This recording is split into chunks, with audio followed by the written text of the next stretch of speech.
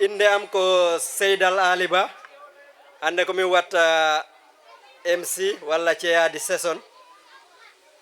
joni tawen ngala wadde west time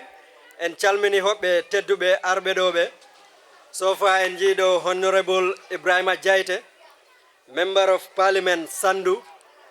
You are welcome, sir. En jiiɗo professor Sida Diafa ko misiranajo, but he is also the deputy vice chancellor for research and development at the University of the Gambia. Bismillah, Professor Sida Diafa. En jiiɗo Umar Ba, he is also a member of the youth parliament, member for Fonyi Jarol.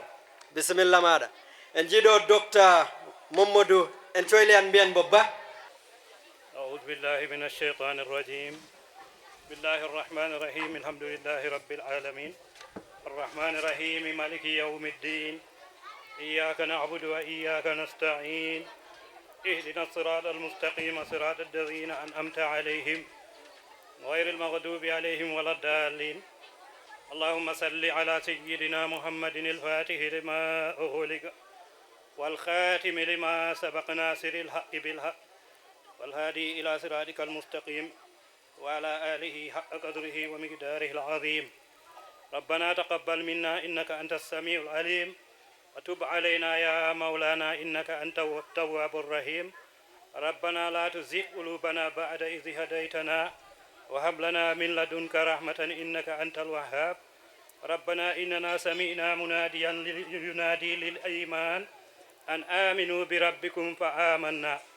ربنا إن لم تغفر لنا وترحمنا لنكونن من الخاسرين. سبحان ربك رب العزة عما يصفون وسلام على المرسلين والحمد لله رب العالمين. Longtoto alkalo ko Alhaji Yaroba arta okkirde statement dow inde jarga.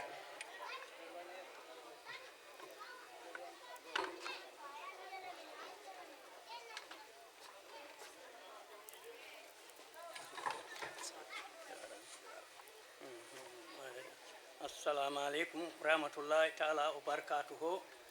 Mi salmini on hoɓɓe arɓe e hoddiɓe e tundudu e wor Sare Gubu Basiru fof. Mi salmini ɗum he Sandu fof ha yahanma kom musidɓe ɗo mbawi immorde fof woni Sénégal woni Gambi woni Casamance. Bisimilla mon e nokku Sare Gubu Basiru. miɗen noon mbiya bisimilla hoɓɓe arɓe ɓe musidal men wano Dr. Yafa en wano Jayte en he ardiɓe mumen fof min calmini on min mbi on bisimilla he nokku he musidɓe men golloɓe journali en e wano journali en golloɓe golle ɗe ha mbawen jokkodirde e aduna Allah o en mbiɓe bisimilla mumen en beltima e ndi golle mumen bisimilla koni tigi hani e kala ko wiya ɓiɗɗo e nder Sare Gubu Basiru min calmini on e nder tundu he ceeɗe fof cee jeego gonɗe ɗo wor Sare Gubu o fof min calmini on min mbawani kontu goto goto simin mbiyo min kontu am min juumat kono min calmini on e dow inde koto am Alaji Demba Ba e almami min calminiri on Allah e nelaɗo mum min mbi Allah tawnuɗo en hikka o yo tawnu en mo wuuri kala tawanoɗo rowanni en jetti Allah en jetti bawɗo o wona kam tawni hoore mum ko Allah e nelaɗo mum hikka kadi eɗen mbiya kala tawnaɗo hikka yo Allah tawtin ɗum mo wuuri mayɓe ɓene ala ko ɓe bonnani Allah eɗen mbiya yo Allah yurmo ɓe yaafoɓe kala mayɗo julɗo ɗo wawi won yo Allah yurmo ɗum yaafo ɗum en mbi bisimilla kala debbo ko finata e nder tundu he min mbi ɗum bisimilla min calmini on min beltima min jii golle mon kala ko wiya ɓiɗɗo debbo gila ga dow ha to less min calmini on min beltima sukaɓe tundu ndune ko noon min jii golle mon ɗum ko wona fof ko tundu ndu golli ɗum wona minen min jetti Allah min jetti tundu ndu bisimilla hoɓɓe arɓe ɓe fof ginnaɗo hembo innaka innude goto goto weeɓani kono bisimilla mon kala ko ɗo ko arnoɗo bisimilla mon min jetti Allah min jetti on e moƴƴuɓe kala arɓe ɗo ɓe fof mi salminiɓe e mi yetta Allah mi yetta Sare nde ñagano sukaɓe ɓe duwa ɓe ɓeydane duwa ceeɗe fof e ñaganama ka enne duwa yo Allah ɓeydu jaam waɗa e Sare he jaam ɓeyda tundu ndu fof continue ko yo Allah femru ɗum yeeso ya Allah e nelaɗo mum ko tetugal mon mo fof salmini on jarama ko moƴƴuɓe komi calɗa moy ko calɗaɗo wawa haalde no feewi kono a jarama tigi tigi tigi min beltima e golle moɗen no feewi ha jo min calmina media o men ɗo jogui GRTS anti Kadidiatou Diallo kañum e Anta Diallo jalluɓe ɓe pariɗo hewde noon on calminama on mbiyama bisimilla kadi ne Souleymane Wane kamne ko constant supporter of Sare Gubu Youth and Sare Gubu Student Association every year mbo arat en mbi ɗum bisimilla en keɓe people from the Foroya newspaper ɓenne fof ɓe mbiyama bisimilla mumen without wasting any more time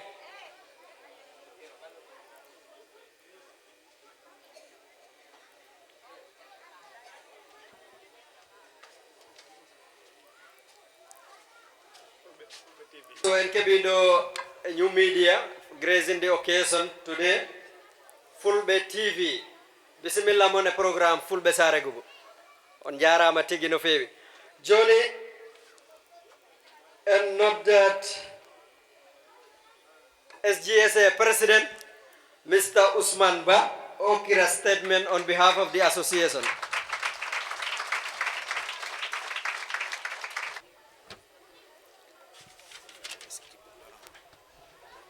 Assalamu alaikum moɗon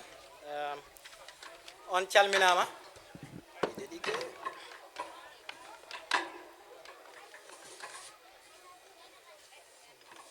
kanam wawa ɗo haalna ko ɗi komami nangade wawa ɗo haalna ko ɗi komami nangade a tappata accimo nangana gacco on gaccat hakke noon en calmini sare nde geli to alkali ha e almami ha e rewɓe Sare ɓe fof ha e hoɓɓe ko hawriti ɗo fof en jiye jonde he professeur Sidat Yafa Dean School of Agriculture University of the Gambia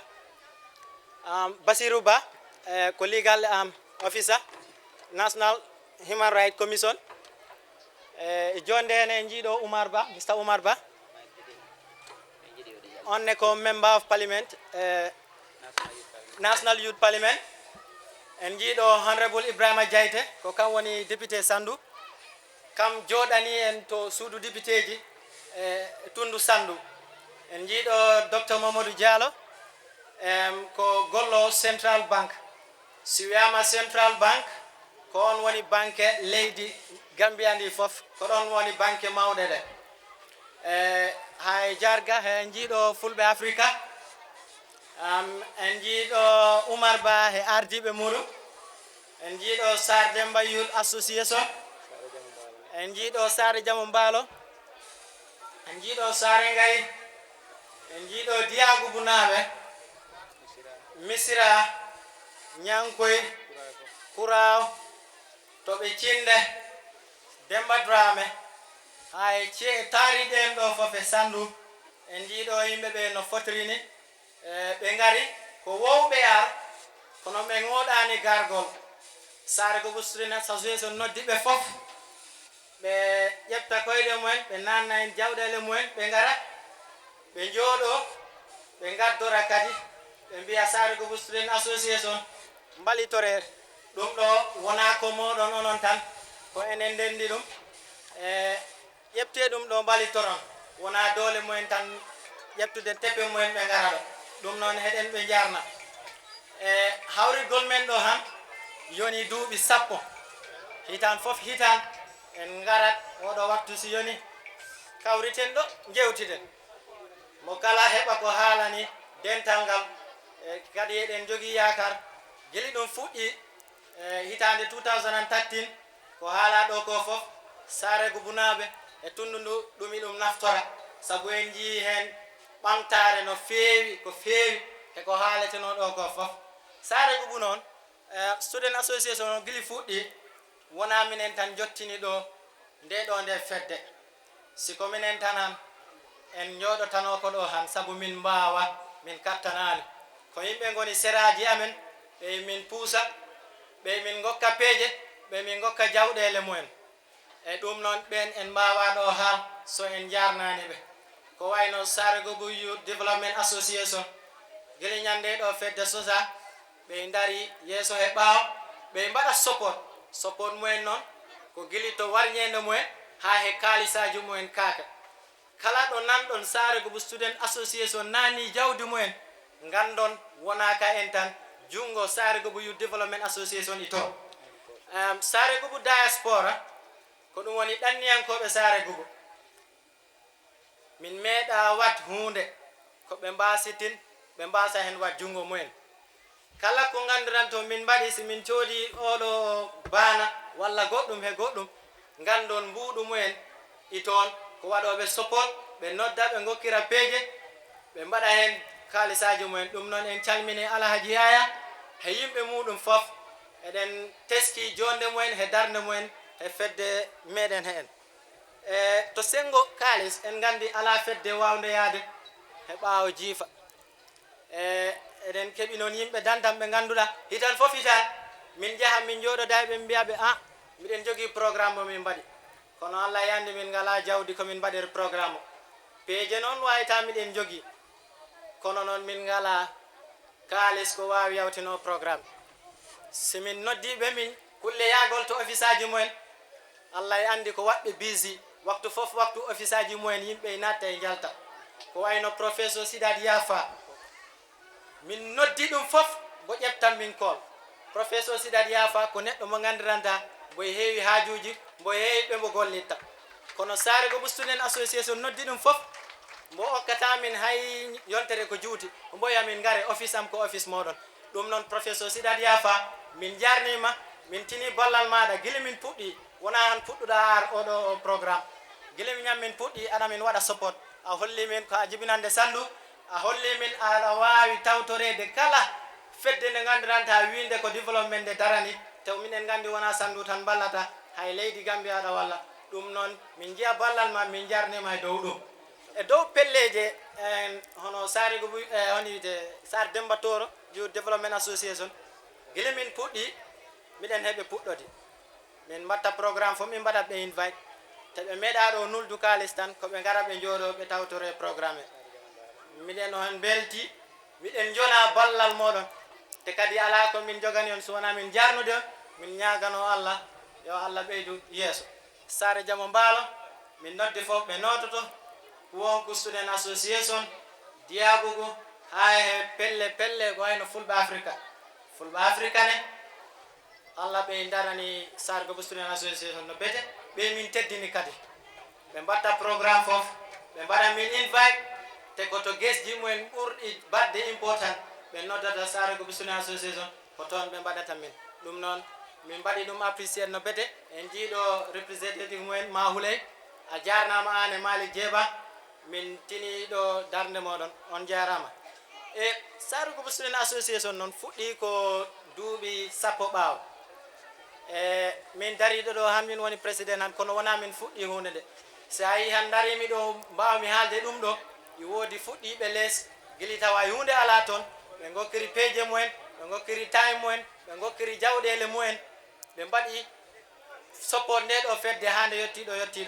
en calmina Basiru Elba han ko guest speaker meɗen ko koɗo meɗen tedduɗo nde fedde nde sosa ko Basiru Elba adi wonde président min calminima Basiru Elba min gandi time mo jogotoɗa nde ɗo fedde tawa hunde ala toon min calmini executive maɗa waktu nde gonnoɗa min calmina Ibrahima Diba kam sukkino e Basiru Elba kam ne ari taw dole ngewan taw no bete kam executive muɗum min calmini on min jii darde moɗon minen wontirino goɗɗum ni han ko fonno waɗi ko fof waɗama minen yontoamen no han ko arde tan wadde enjoy ko tampanano lees ɗum noon min calmini Ibrahima Diba min calmina kadi Mamadou Saydou Ba e wala ɗo e jonde nde Mamadou Saydou noon gili ñan puɗɗinen programme association no 2013 o meeɗa was tawtorede nde ɗo jonde hikka noon ngam to heɓi ɗum o wawa hen tawtorede kono en tini darde muɗum kam wonnodi third président o salminama e kam executive muɗum e calminen Seyda Lali Ba kam sukkino e Mamadou Saydou kam he executive muɗum en calmini en tini golle muɗum calminen Mohamed Esba ko kam lomtimi kamne exécutif muɗum ɓe mbaɗi golle no bete eɗen gandi programme a wawa ɗum wadde e ɓaawo aynakoɓe guila ñammin puɗɗi kala ko ñamaɗo ganden ko aynakoɓe Sare ɓe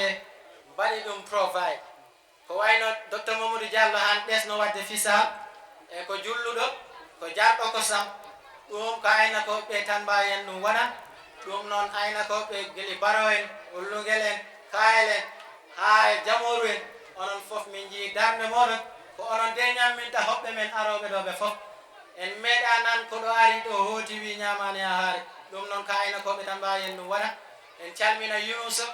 kam adi yokku nde ɗo fedde ngaari calmina Moussa Hele en calmina Siradio e miñiraɓe mum en calmina Fodé ko Fodé hikka okki en maafe Sare Gubu Student Association haalani ɗum wi ɗum ala tardema yo yimɓe jaato wuro ɗo fo ngaari ndi jiɗi ngara mbaɗa maafe Fodé a salminama min jona baɗal maɗa Sare Gubu Student Association na min jogui yimɓe gandiranta woɓɓe ko peeje tan mbawi okkir wayno hono camara en jiifaji ɗi teddani kono jogui nder mumen ko wayno Docteur Ba ko kam haadi hebde degree ɗo e Sare Gubu ɗum eɗen ɗum mantori eɗen ɗum parnori Docteur Ba kamne meeɗa hawrude oɗo programme hikka alhamdulillah boye jonde guila ñan fedde nde fuɗɗa Docteur Ba waɗa support wona peeje tan kono hay jawdi mum nannaɗen hitan fof hitan ɗi prize ɗi jiiɗon student ji ɗi gokkete hitan fof hitan ko Docteur Ba watta ɗum sponsor ɗum noon en calmini Docteur Ba en jii etare muɗum en mbi ɗum jarama ko wayno umi ba en US nodduɗaɓe téléphone mbiɗa miɗen jogui haaju kaali fof ɓe nuldat ɓe mbiya mbalitore en jii darde mum en calmini ɗum ko wayno Aliou Teneng kamne en jedditani ballal muɗum hitan fof hitan ko ballo ko wayno Ami Ba si on teskima o meeɗi ɗo waɗede guest speaker Ami Ba ko ballo fedde Sare Gubu Student Association no bete miɗen jogui ɗo school ɗo ɓe min mbatta sponsor school fees mumen bukkuji mumen e kala ko gandiranta faade jangde mumen ko Ami Ba e musidal mum jogui ɗum kala tam ɓe nuldat student o waɗe support Ami Ba e musidal mum fof min calmini miɗen ma ñagano Allah nde Allah naɓirta affaire aji ɗi fof yeeso ko wayno Idi Balde kayen fof en jejjitan balle mumen hitan fof hitan ko waɗoɓe support Sare Gubu Student Association ɗum noon on fof on calminama Baba Sekou kamne heɓani tawtorede nde ɗo jonde kono eɗen ɗum calmina because kamne ko ballo nde ɗo fedde no bete en mbawa yawtude en calminani rewɓe heedanɓe en to katani e neniraɓe meɗen ɓe ko yimɓe ɓe gandiranta si oɗo programme yoni ɓe ɗanotako ɓe ɗaɓɓoya gawri ɓe kawritina maafeji ndefu because ɓe jiɗanan koɗo ari ɗo ñamani ɓe de en mbawaɓe yob si en jokkiɓe kaali tawi en famɗi si en gokkiɓe certificat tadi en famɗi kono en mbawi wiide ɓe jarama kadi ñaganoɗen ɓe Allah way kam ko kam woni bawɗo yoɓo te kam si yoɓima a weltoto a yonete ɗum no en ñaguima Allah nde Allah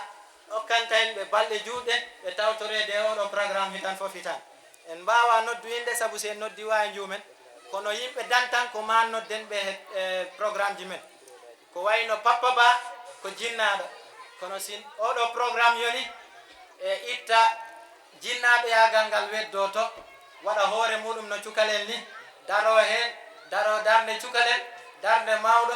e fof fof o guidiran miñiraɓe mum e ɓiɓɓe mum e taniraɓe muɗum ha mbawen yiide oɗo programme yawtere jam ko wayno Bro Sadio en e karamoyel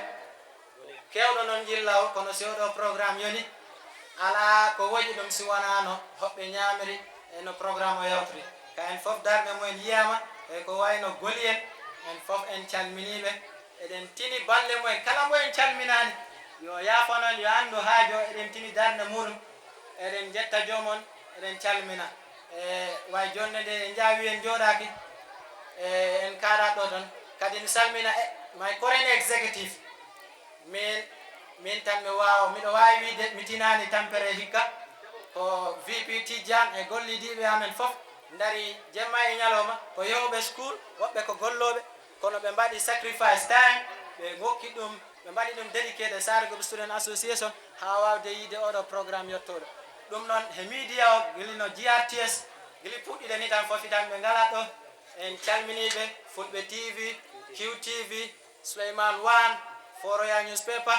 fof en calmini on jarama min beltima on mbaɗi min soppo duuɓi sappo ɓaawo ko on baroɗe yo Allah tawnu en ko arata on jarama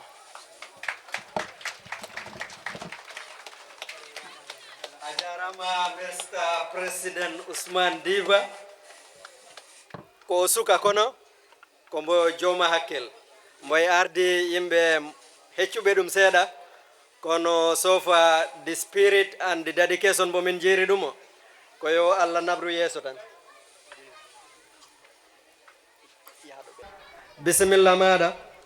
en calmini alkalo Sara Ba Sinthiou Muntaga kañum e father of the association. Assalamu alaikum Sare Gubu naɓe e tundu Sare Gubu naɓe moy he arɓe rewɓe he worɓe sukaɓe he mawɓe on calminama no feewi no wona seeɗa en jetti Allah no feewi darade he yeeso moɗon yewtande on kulle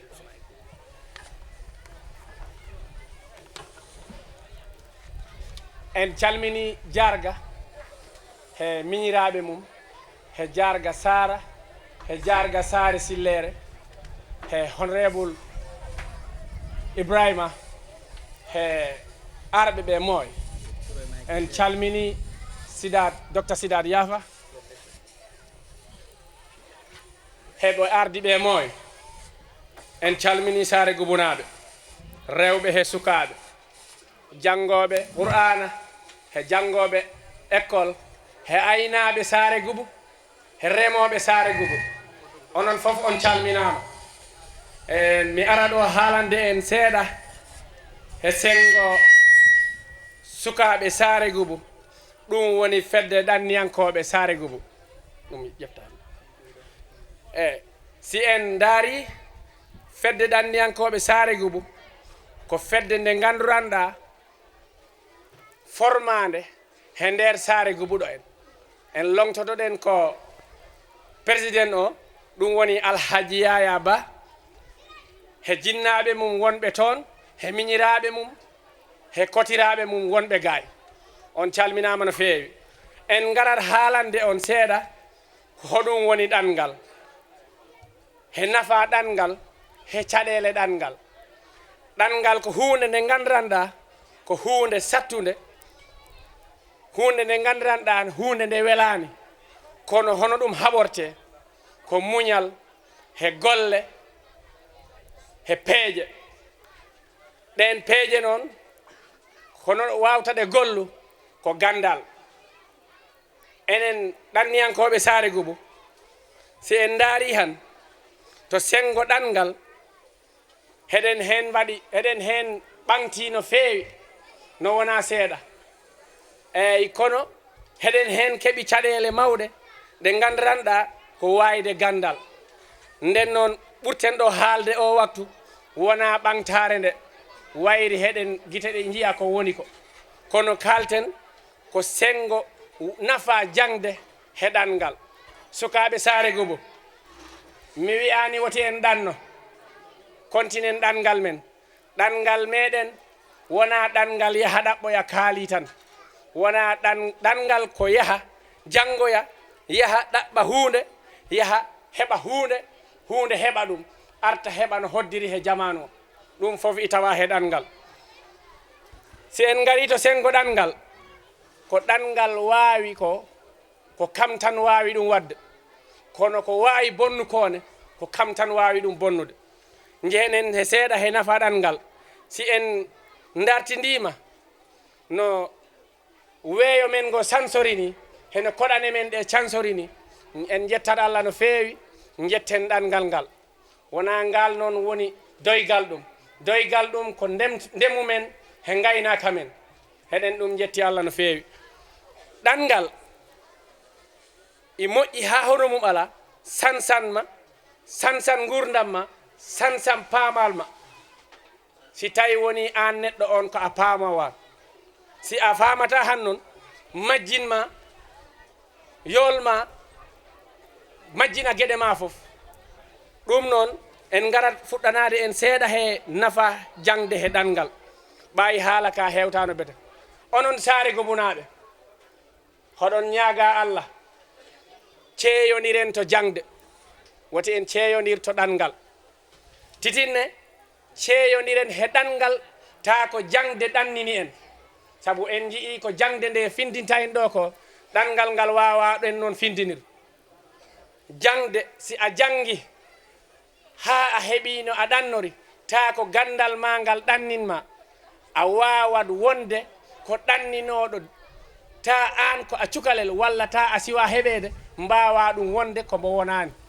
nden noon Sare Gubu naɓe heko taari en moy duttoɗen he jangde he on tuman ɗannoɗen si en ɗannodi he jangde meɗen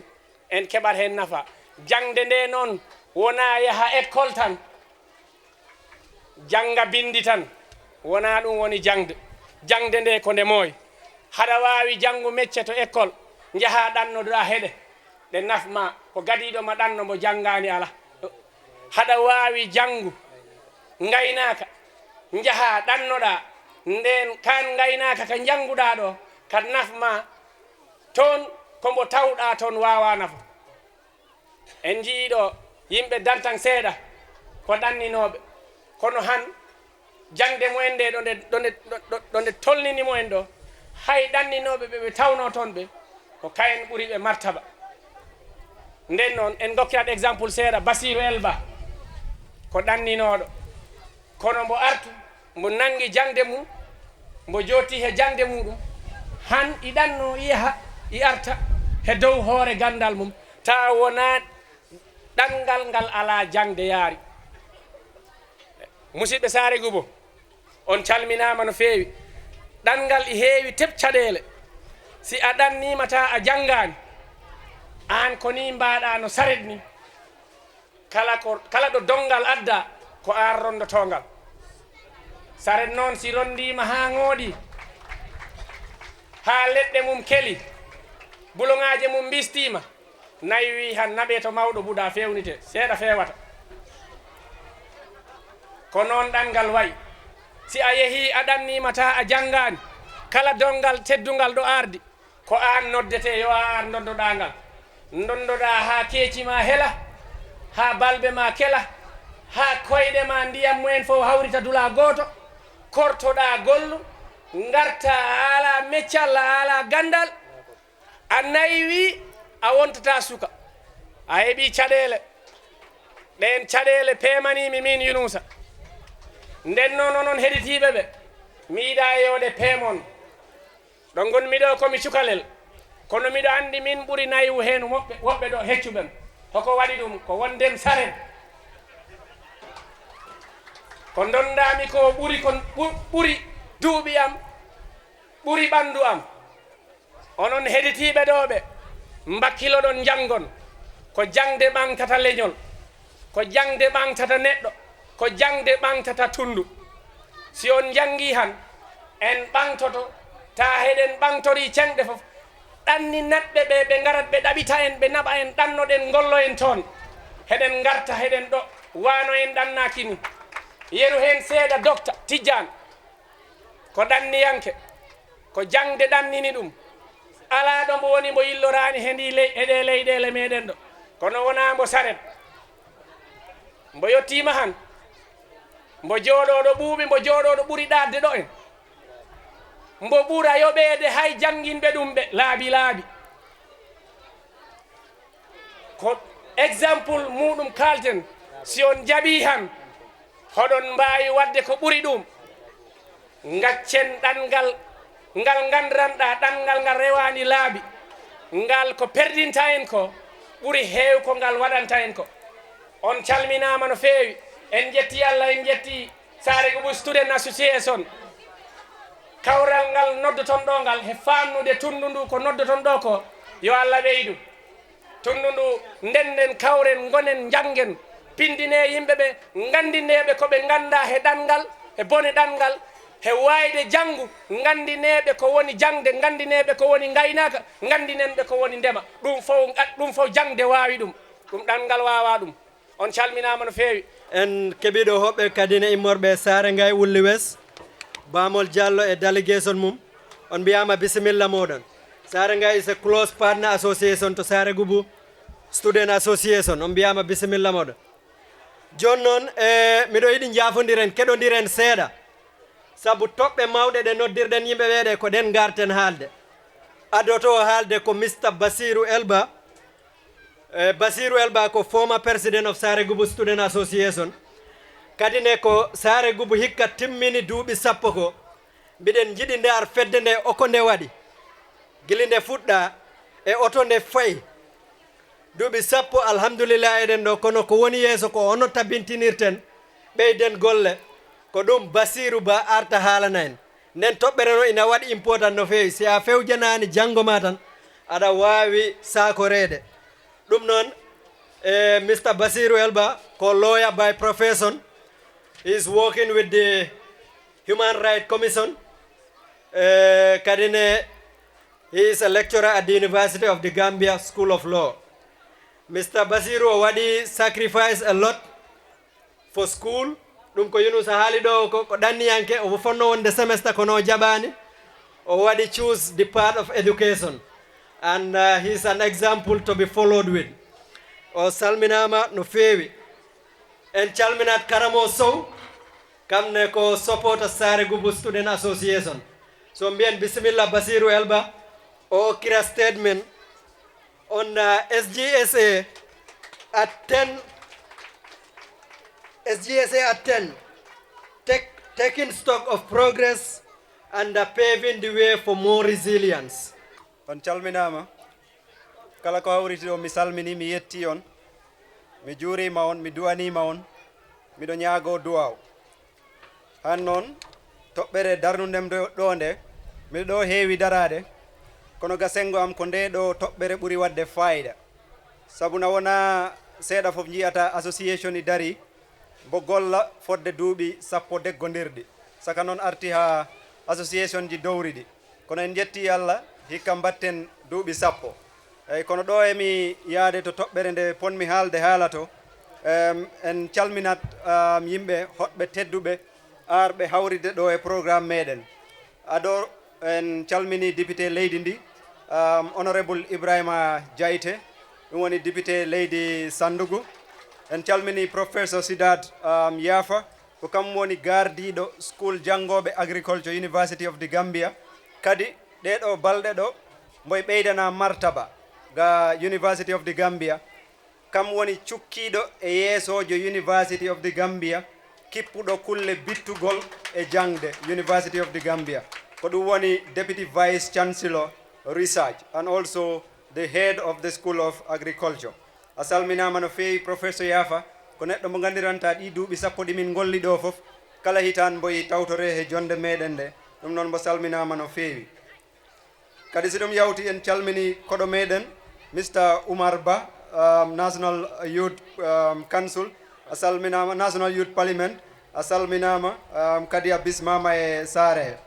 he ɗo emi yawtu e hoɓɓeje meɗen ɓe eɗen calmina jaatiguiji meɗen ɗi ɗum woni jarga Sare Gubu Alhaji Demba Ba jarga Sare Gubu Muntaga ɗum woni Sara Ba jarga Sare Sillere ɗum woni Giliga Diallo on calminama almami Sare nde Mamadou Lamine Ba salminama kadi délégation ji arɓe ɗo ɓe fof en calmini docteur Mamadou Diallo liggotoɗo Central Bank kadi kombo liggodirten no feewi en calmini Mahuley longtiɗo ɗo Fulɓe Africa kañum e Malik Djeba kayne délégation mumen fof so ɗum yawti en calminat kadi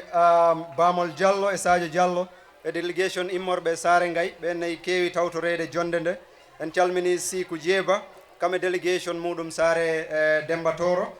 en calmini Mohamed Mbalo Sare Jamo Mbalo kañum e délégation muɗum en calmina ɗo Same Mbalo e délégation muɗum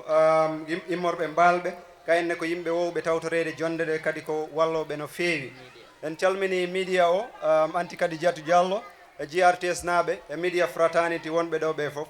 en calmini neniraɓe meɗen ɓe e rewɓe meɗen walittoɓe en waktu fof nde jonde nde heeɓi fof walloɓe en no feewi kayen fof ɓe jejitaka so ɗum yawti toɓɓere nde kalten hannde nde ko ɗum woni duuɓi sappo meɗen hikka ɗi association o ko sosako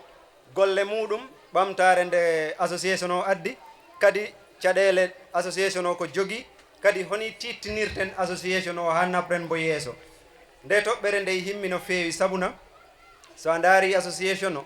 wona janngoɓe ɓe tan mbawi mbo nab ko enen fof ndendata naɓen mbo enen Sare Gubu naaɓe ɓe e tundu meɗen ndu handi tawta janngoɓe ɓe tawta ɗanniyankoɓe tawta Sare Gubu Development Association tawta yimɓe ɓe gandiranta waɓe no professeur Yafa en e yimɓe ɓe gandiranta waktu mbo toriɗen ɓe fof ɓen gokka jawdi ko en mbaɗiri golle meɗen eɗen gandi wonɓe association ɓe gandi ala ko mbawɗa wadde dal ta kalis tawaka ɗum noon kalis janngoɓe o tan wawa en waɗande programme ji ɗi jiɗɗen ɗi fof so en daari history association o no mbo fuɗɗora ko 2013 ɗum timmi hikka duuɓi sappo 2023 ɗo en e nder nden fuɗɗare association o ko peeje ɗe lelnako min kaɗani ɗo lelnugol peeje rek min ƴeftu association o min naɓi mbo ga laamu min bindi mbo wonde mbo i tawa he gueɗe ɗe gandiranta ɗe he leydi he kadi ɗe gollanat yimɓe leydi ɓe ɗe mballa yimɓe ɓe ɓamtare ɗum noon association o mboy winda galuwa mboy waɗa register under the Companies Act and the Associations Act of the Gambia ɗum taki ha si a waɗi hunde walla si association o waɗima hunde ɓe ma mbawi samino aɗa ɓe wawi samino way ɓe mbaɗama register as a legal entity ɗo ɗo leydi Gambia ɗo en so ɗum yawti yon association o kombo fuɗɗete ko tawi caɗele ngoodi tawi janngoɓe kewani kadi ka peeje kewani jawdi heewani kono noon e dow ballal Papa Ba e jinnaɓe meɗen e janngoɓe wonɓe hen seeɗa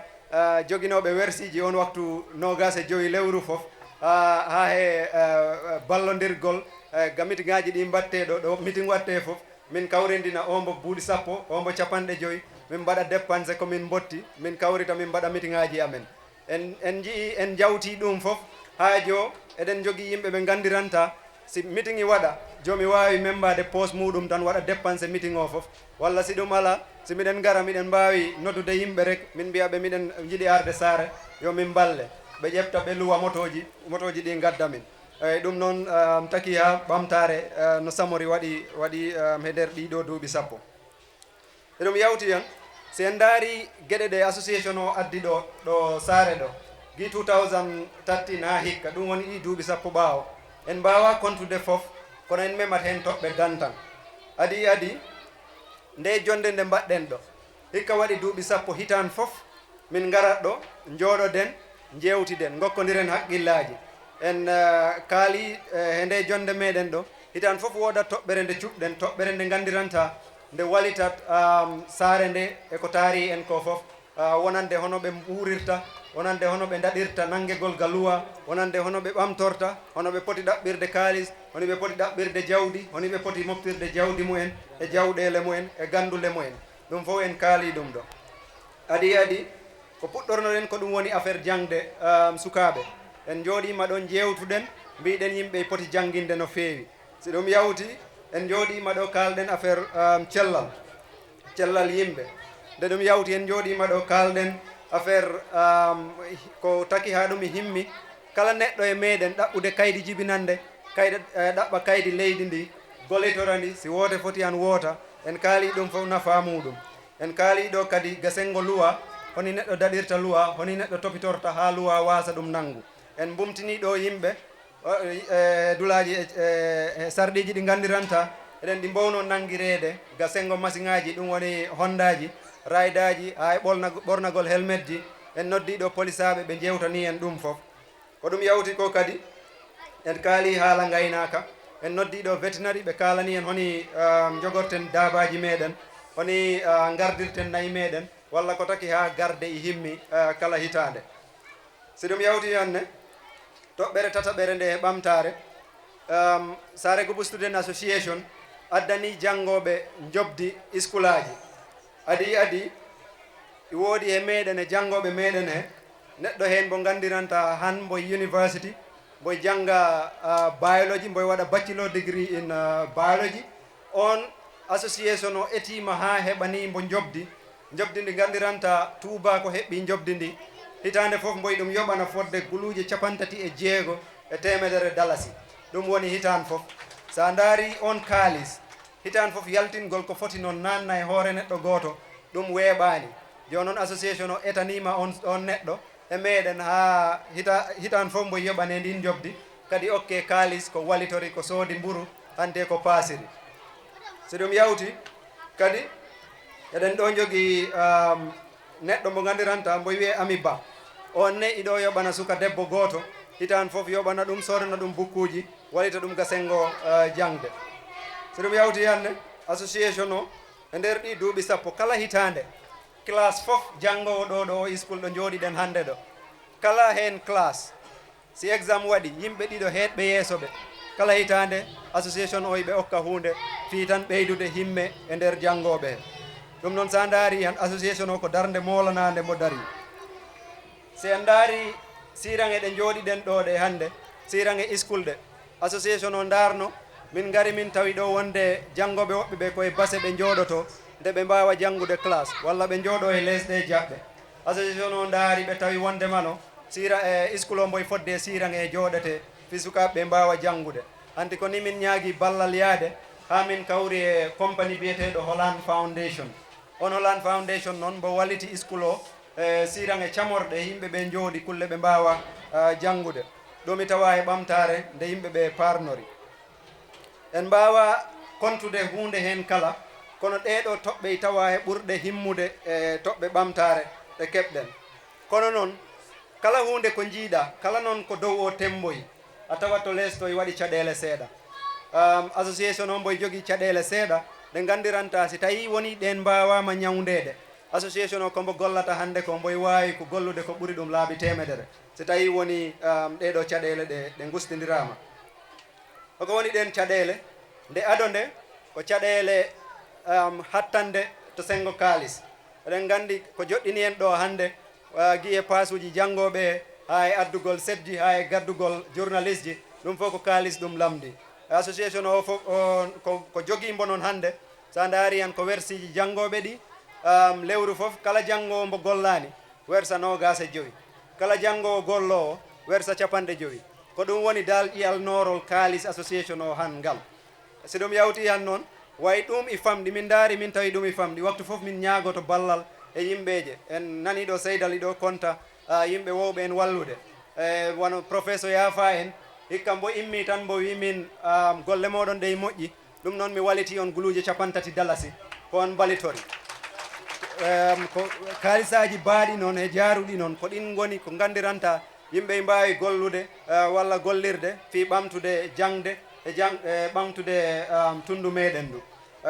si ɗum yawti han professeur Yafa yawti han ɗanniyankoɓe meɗen ha e jangoɓe meɗen golloɓe ha e aynaɓe ɓe ha e remoɓe ɓe kala mbo jiiɗa hen o mbo filde o mbo saku guerte o mbo wulure o mbo 500 ɗum waktu fof association o e ɗum heɓa kono ha joni ɗen ñaagui ɓeydare e gonɗon sengo. so ɗum yawti i woodi caɗele ɗe gandiranta jangoɓe Sare ɓe association o i daari wonde meɗen tami ɗen caɗele school Sare meɗen o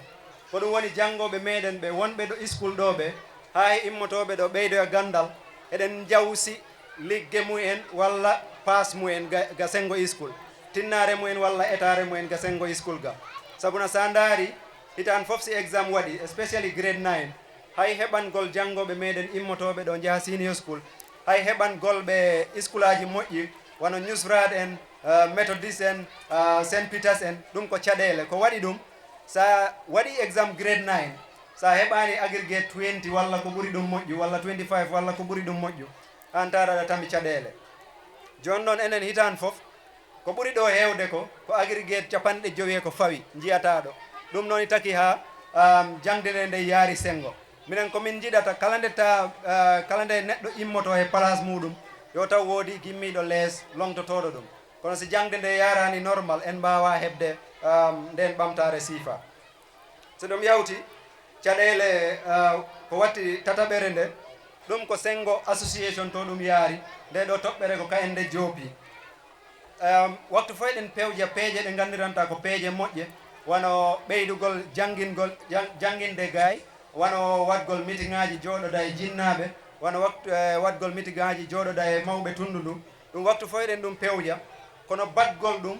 immade fellita waɗa peeje kaalaɗe ɗe ɗum i woni caɗele seeɗa waktu fof en pewjat peeje moƴƴe kono ɗen peeje gollitarogol ɗe ɗum i laƴi seeɗa joni noon janngoɓe ɓe ñaaga yoɓe ɓeydu tinnare e gonɗon sengo kala feere lelande yo dañ gardinaɗo feere nde fiinde heɓanode no nde gollira si nden noon toɓɓere yawti hikka way ko duuɓi sappo eɗen paala yewtude honi tittinirten association o hoɗum association o foti wadde walla hoɗum poɗɗen wadde ha association o mbo ɓeyda sembe adi ko golle ɗe golleten ɗe neɗɗo gooto wawa ɗe golle kala nde cohluɗen yo golle ɗe jaaru yeeso enen fof kala ɗe neɗɗo heɗiti ko ma joom dado daro ɗum woni teamwork ko ma ndenden enen fof nde mbawen nabde association o yeeso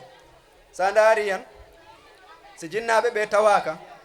tat association o mbo ala nafa way neɗɗo ko ñaagoto si heeɓi walla si janggi koyo walit jinnaɗo mum yo noon si jinnaɓe ɓe tawaka e peeje he walla eko gollirte ko an tat association o mbo ala nafa so ɗon yawti neniraɓe meɗen ɓe waktu fof ɓe en darani ɓe en mbaɗa support badde si ɓe tawaka e golle he han association o mbo wawaya ɗum noon ɓe ñagama yoɓe ɓeydu tinnare kayenne rewɓe ɓe ko noon ɗanniyankoɓe ɓe ko noon aynaɓe ɓe ko noon si ngaari ñamama ɗo si keddam jullama ɗo kosam yarama ɗo tat ko aynaɓe ɓe mbaɗi ɗum si ayi gawri ɗo surtine lacciri surtine kodde mbaɗe ko remoɓe ɓe si remoɓe ɓe tawaka haydara ko mbawɗen gollude ɗum noon remoɓe ɓe aynaɓe ɓe ɗanniyankoɓe ɓe janggoɓe ɓe kala hen goto fof ɗo dari ñagama yo ɓeydu tinnare so ɗum yawti association o student association o miɗon ñaagui guetoɗen mbaɗen toɓɓere wootere nden toɓɓere eɗen ɗo tami yimɓe eɗen ɗo jiiya jeese wono professeur Sidat Yafa en eɗen ɗo jiiya docteur Diallo en eɗen ɗo jiiya Malik en yimɓe ɓe gandiranta ɓe golli he association ji ha ɓe ngoodi honorable haade wonde honorable golli e association nde ɗo toɓɓere Oumar Ba mbiɗa andi kam ne golli siifa ɗum noon nde ɗo toɓɓere nde wiyete ko ha mi haalande English fi nafa enen fof let us develop a strategic plan for the Sare Gubu Student Association ɗum firti ko lelnen feere mbaɗen nde kaytol nde wona e bindol geɓɓen ɗi duuɓi jowi garaɗɗi ɗo misal gi nde hitande parnde ɗo naatu 2024 ha 2029 lelnen feere mbaɗen nde kaytol binden nde ɗo feere ko kaari gollata nde kayen gardoto golle ɗe mbaɗen hen kadi kala feere lelnade kaalis ko nde lamdi ko nde ñamata ɗum winde hen si tawi woni ko en faalaɓe wadde ɗo meeting nodden kippuɓe jangde leydi base ɗi gadden ɓe ɗo saare ɗo ɓe jewtida e jinnaɓe walla ɓe jewtida e ticcaji ɗi misal ko wiyete dialogue ko mbaddene ɓe dialogue so tawi woni ko ɗen peeje paalaɗen lelnude fi ɓamtude jangde Sare Gubunaɓe binden nde kaytol mbiyen ko guluje temedere poti nde wat walla ko guluje temeɗɗe ɗiɗi ƴeften ngol kaytol jilloɗen e office aji he ɗaɓɓen kaalis poɗɗo noon garten ɗo saare ɗo nodden governor nodden director of education nodden member of parliament nodden cluster monitor nodden headmaster o nodden ticcaji ɗi nodden janggoɓe ɓe nodden jinnaɓe ɓe e ɗanniyankoɓe enen fof jooɗoɗen ndaren honi ɓamtirten o e school si on jejjitima on daari on jiyat school o hay mbo hurlaka tene han ɗum hewani e leydi he fayda kala school darnaɗo mboye hurla eyi ɗum i tawa e caɗele meɗen eɗen poti darade ɓamten school o ɓamten jangde nde ɓamten kuɓeje darnaɗe ɗo ɗe ɓamten cagale ɗe noon wonta jooɗotako ɗo ta ko ma dutta dabaji nattat ɗi bonnaga nder school ga so ɗum yawti janggoɓe ɓe kala feere nde lelnirton ɗo yeeso ɗo ɗe gueɗe jowi ɗey pota tawe e peeje he kala feere lelnade feere nde ndey foti yuɓɓude ta ndey wawi gollade ɗum woni feere nde ndey foti wadde spécifique ko english wiyata spécifique ko so ɗum yawti feere nde aɗa wawi jooɗade mbiya wonde ɗe peeje ɗe lelnoɗen ɗe misal ta ko ñagaro nde fota waɗe wono ñakti garo ni ta aɗa wawi jooɗade mbiya nde feere nde lelnunoɗen noon en mbaɗi golle ɗe temedere fof misal en mbaɗi en capanɗe jeetati walla en mbaɗi en capanɗe jeenayyi e joyyi ɗum woni feere nde ndey foti wadde measurable ko wiyete measurable ko so ɗum yawti kala feere nde lelnirten en potani lelnude peeje misal ta enen ɓen heɗen gandi feere nde ɗen nde lela kono nde wawa wonde ɗo leydi en mbawande wadde en ngala kattan badgol feere nde ɗum woni feere nde nde foti wadde achievable nde wawi heɓade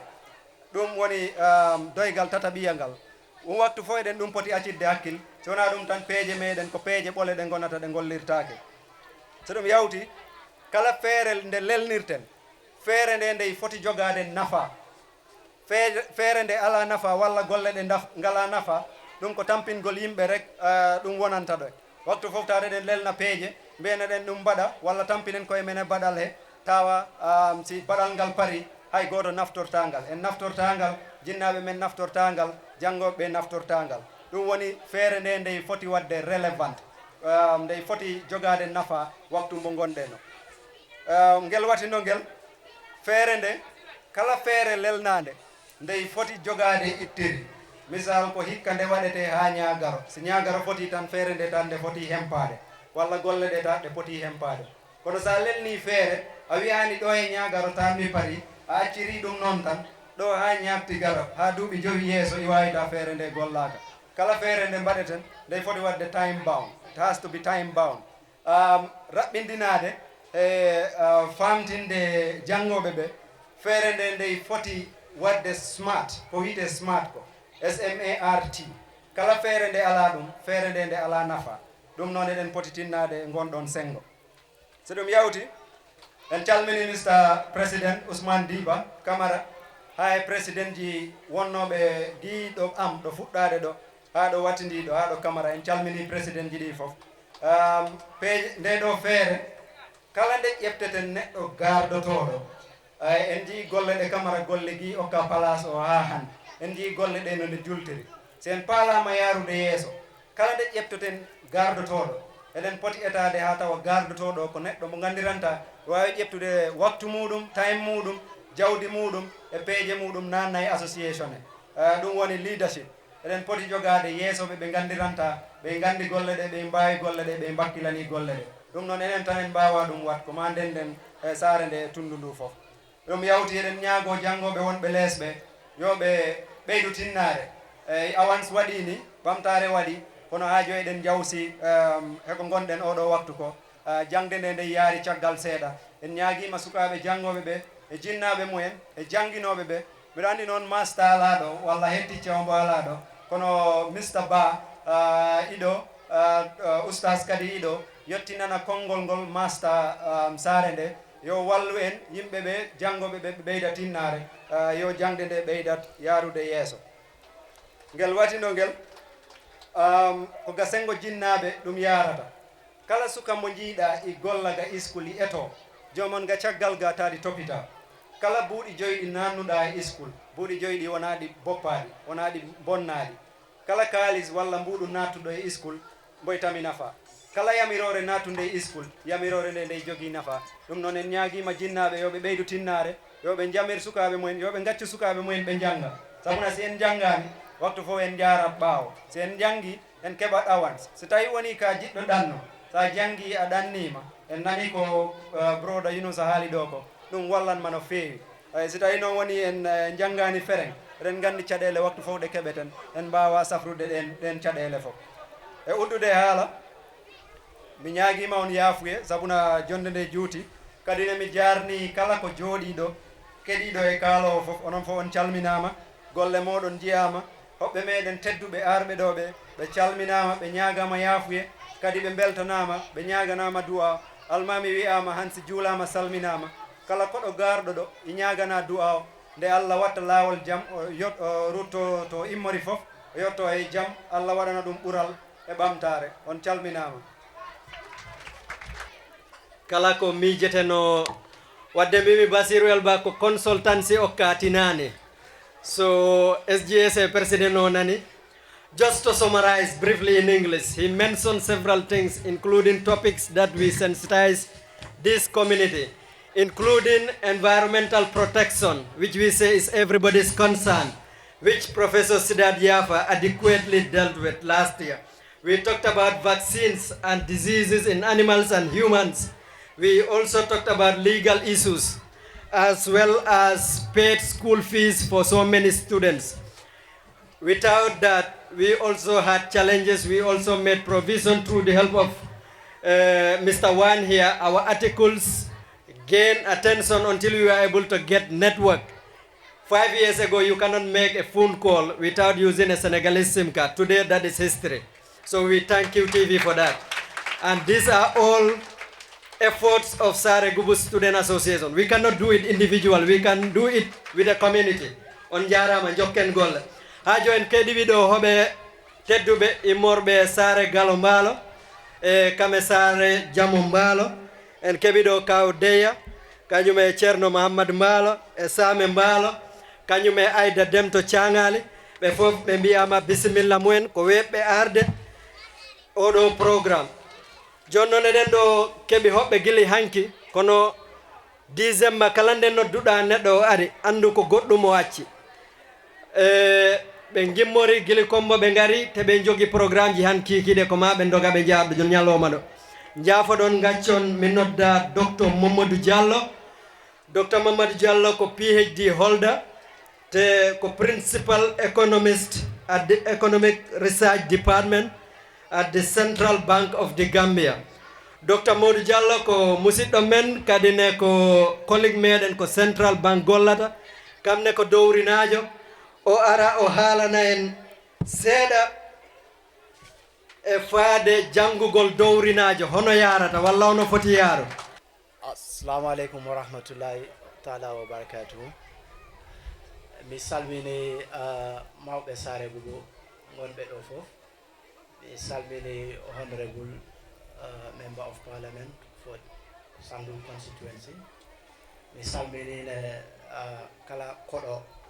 ngarɗo tawede nde fedde Sare Gubu Student Association. In wonani min weltare min gara min tawta on. Wonino miijo amen gila duuɓi jawtuɗi ɗum min gara min dara jinnaɓe Sare Gubu because min ganduno student aji seeɗa at the university ko wayno docteur Tidiane en e Basiru en e min ganduno kala jinnaɗo goto on woni papa toto galle mum talindin hande o yahata bori welingara to so wondo haaju amen tiɗɗo pour min gara min tawe nde fedde nde dental min kollira weltare amen e hoolagol ngol kolli ɗon min ha mbaɗɗon min invite min ngari so kono min noon ɓaadi ko student association wiya haalam ka mi haalat e haala angale wona noon ha docteur Tidiane walla woɗɗe miijo mi hul haal pular e hakkude hulɓe ɗum tagi ha min waɗa speech o e english kono mi foog ɗum ne sa waɗi haala ka e angale ɓaadi ko pour hollirgol kuule jangre e hono ɓiɗɗo dowri rewirta jangre e caɗele ɗe e hono mbawirɗen yarude yeeso e naɓɗen jangre nde yeeso na hanine in haale ɓaadi ɗo jangre Gambia koye angale so maybe MCO semi pare o waɗa a bit summary in Pular. I will start by extending my greetings to Honorable Member of Parliament for Sandu, Ibrahima Jalde, and also the Alcalo and elders of Sare Gubu, and all other guests present here today.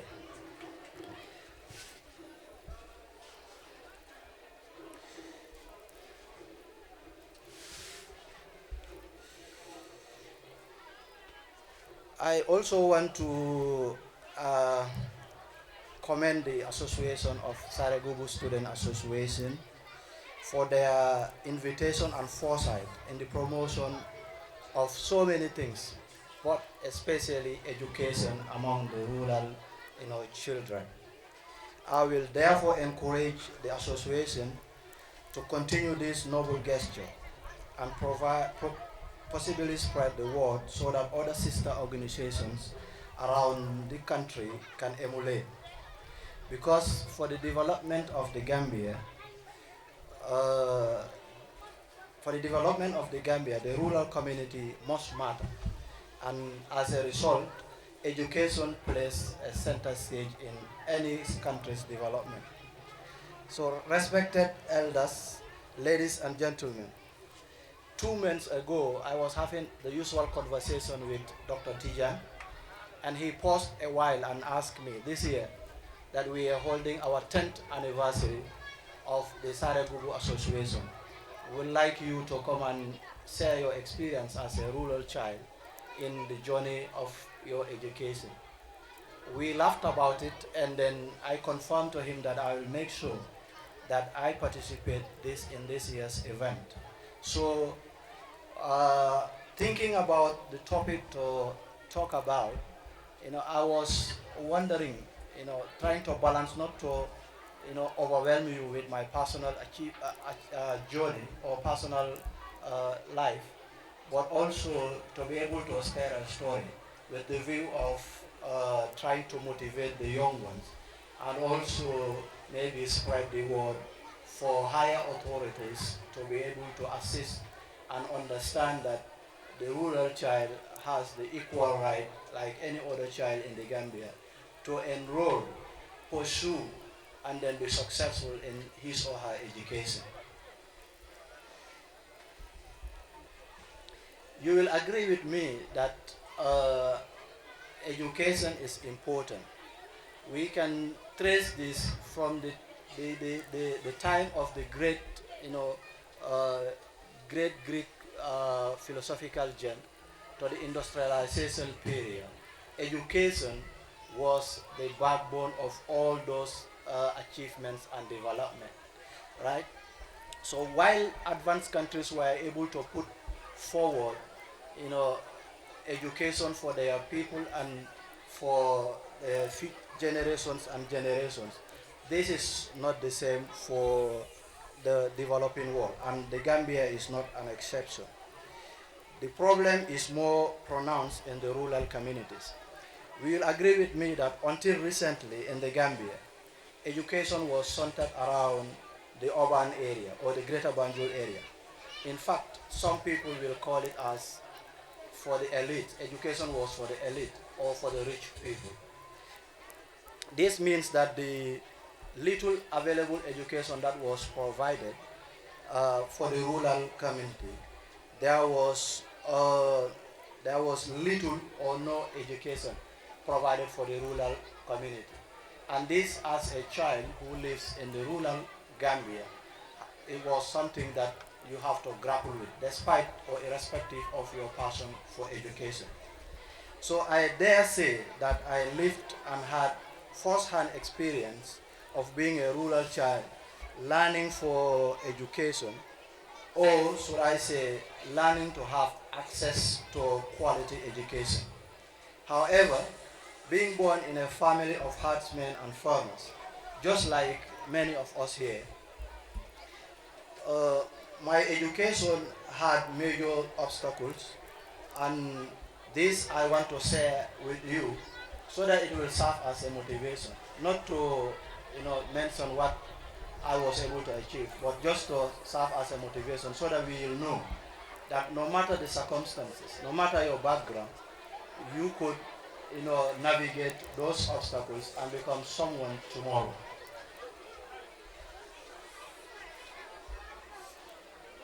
So, however,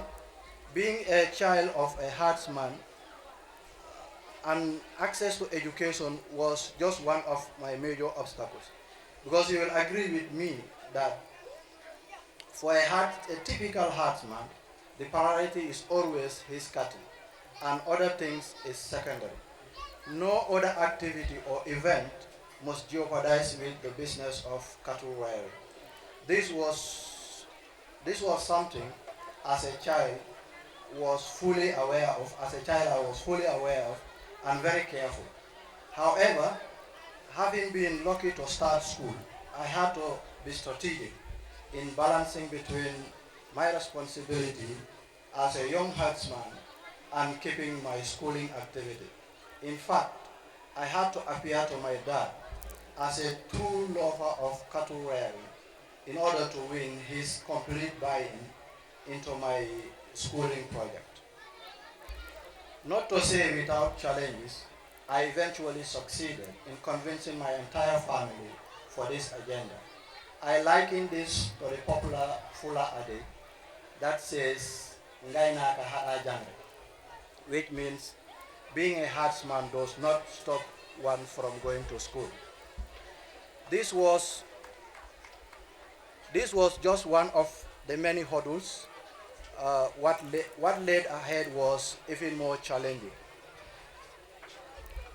Not like Sare Gubu, which is about 6 kilometers away from the highway. My village, I think you should listen. My village, lies around the border between the Gambia and Senegal on the southern part. And for my 12 years of primary and secondary education, I used to walk 8 kilometers for 6 years to attend my primary school education. Also, when I proceeded to high school, which is at Buyan, I used to walk 13 kilometers to and from school during my junior and secondary education. So it is important to note, my village is not a highway.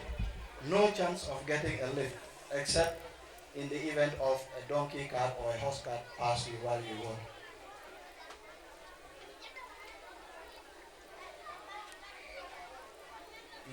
You have to walk on a narrow path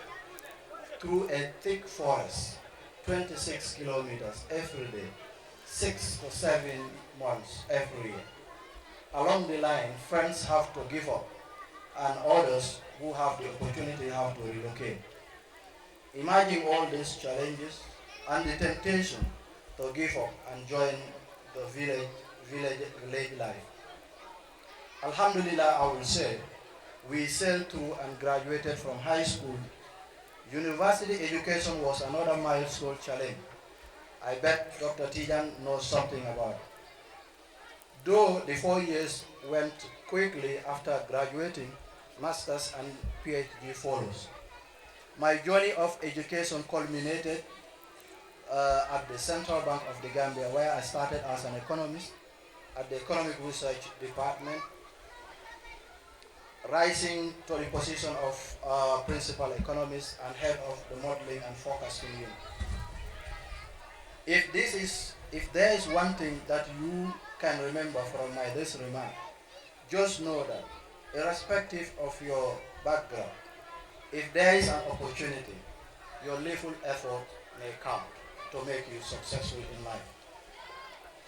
As we gather here today, and as many of us will agree, being one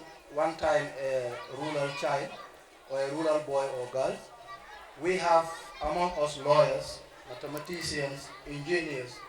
economists, political scientists, agri experts, and so on. These individuals are one time like any rural going school, but we were able to beat the odds and become successful, contributing immensely to the development of our communities, country, and the world at large. If these folks are able to navigate and become successful despite all the odds, you and the next generation to come can do it as well. However, this has to be a conscious effort of which we as the students and parents as well as authorities have a responsibility to share. So what do we learn from all this narration? First is passion and dedication. If you have passion for anything in this life and you are dedicated to the cause, success will eventually come one day. So never give up. It is not too late. Second is success in education. In this part of the world, you need to have some perseverance. You have to adore, or you have to go through a lot of hardship, but you have to persevere if you really want to succeed. Because just the distance, but also the community, and then the lack of infrastructure and learning materials are one other major obstacles that you will face. But if you persevere and use the little resources that you have, I think you will be successful. Third is you must have a goal. It is important, like in the West, at the early stage of your childhood, teachers inculcate in students of having a target goal. What do you want to become in life? So it is important that we start thinking in that direction and then put this into our kids. And the teachers have a role to play, especially the education sector. Inculcate the idea of setting goals that are achievable. Because, for example, one can start by saying that I want to hold a PhD in chemistry or biochemistry and become a biochemist scientist one day. So having that target or goal and then sharing that with your teachers, they guide you through and then you go ahead and achieve that. So we need to have a target. But also, for you to be able to be successful in achieving your goals, you need to surround yourself with good friends. I mean friends that have similar interests. If you're a school-going child,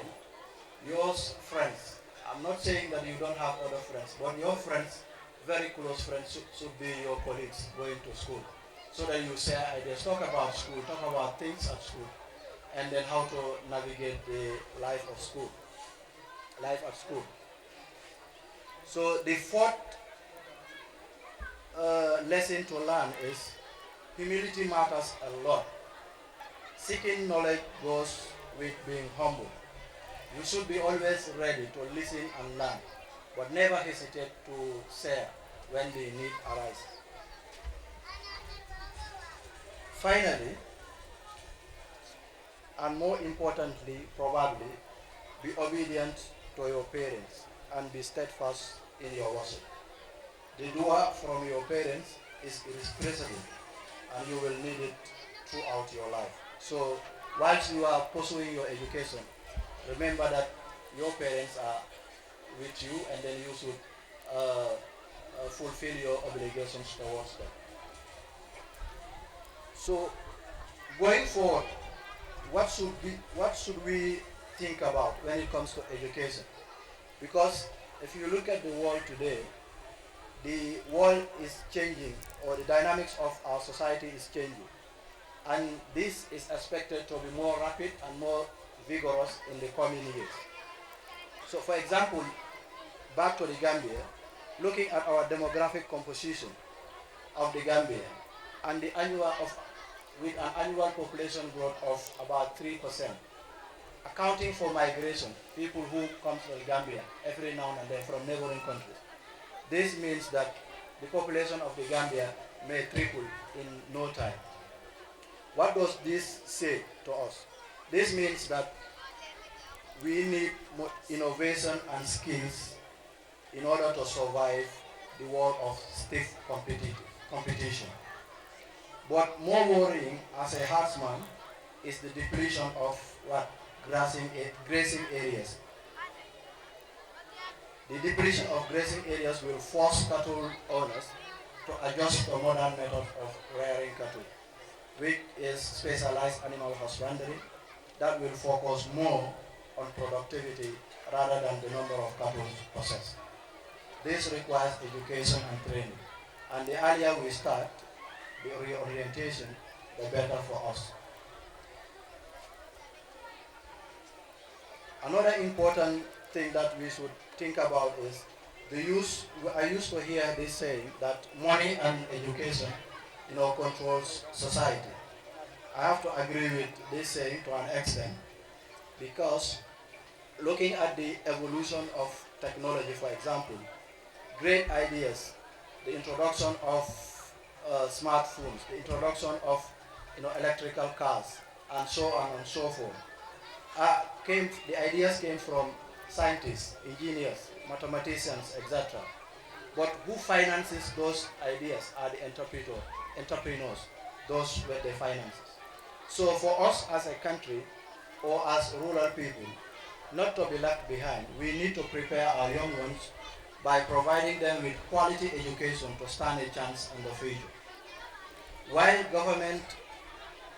plays a major role in this process, communities have a major role to play by not only encouraging children to enroll in school,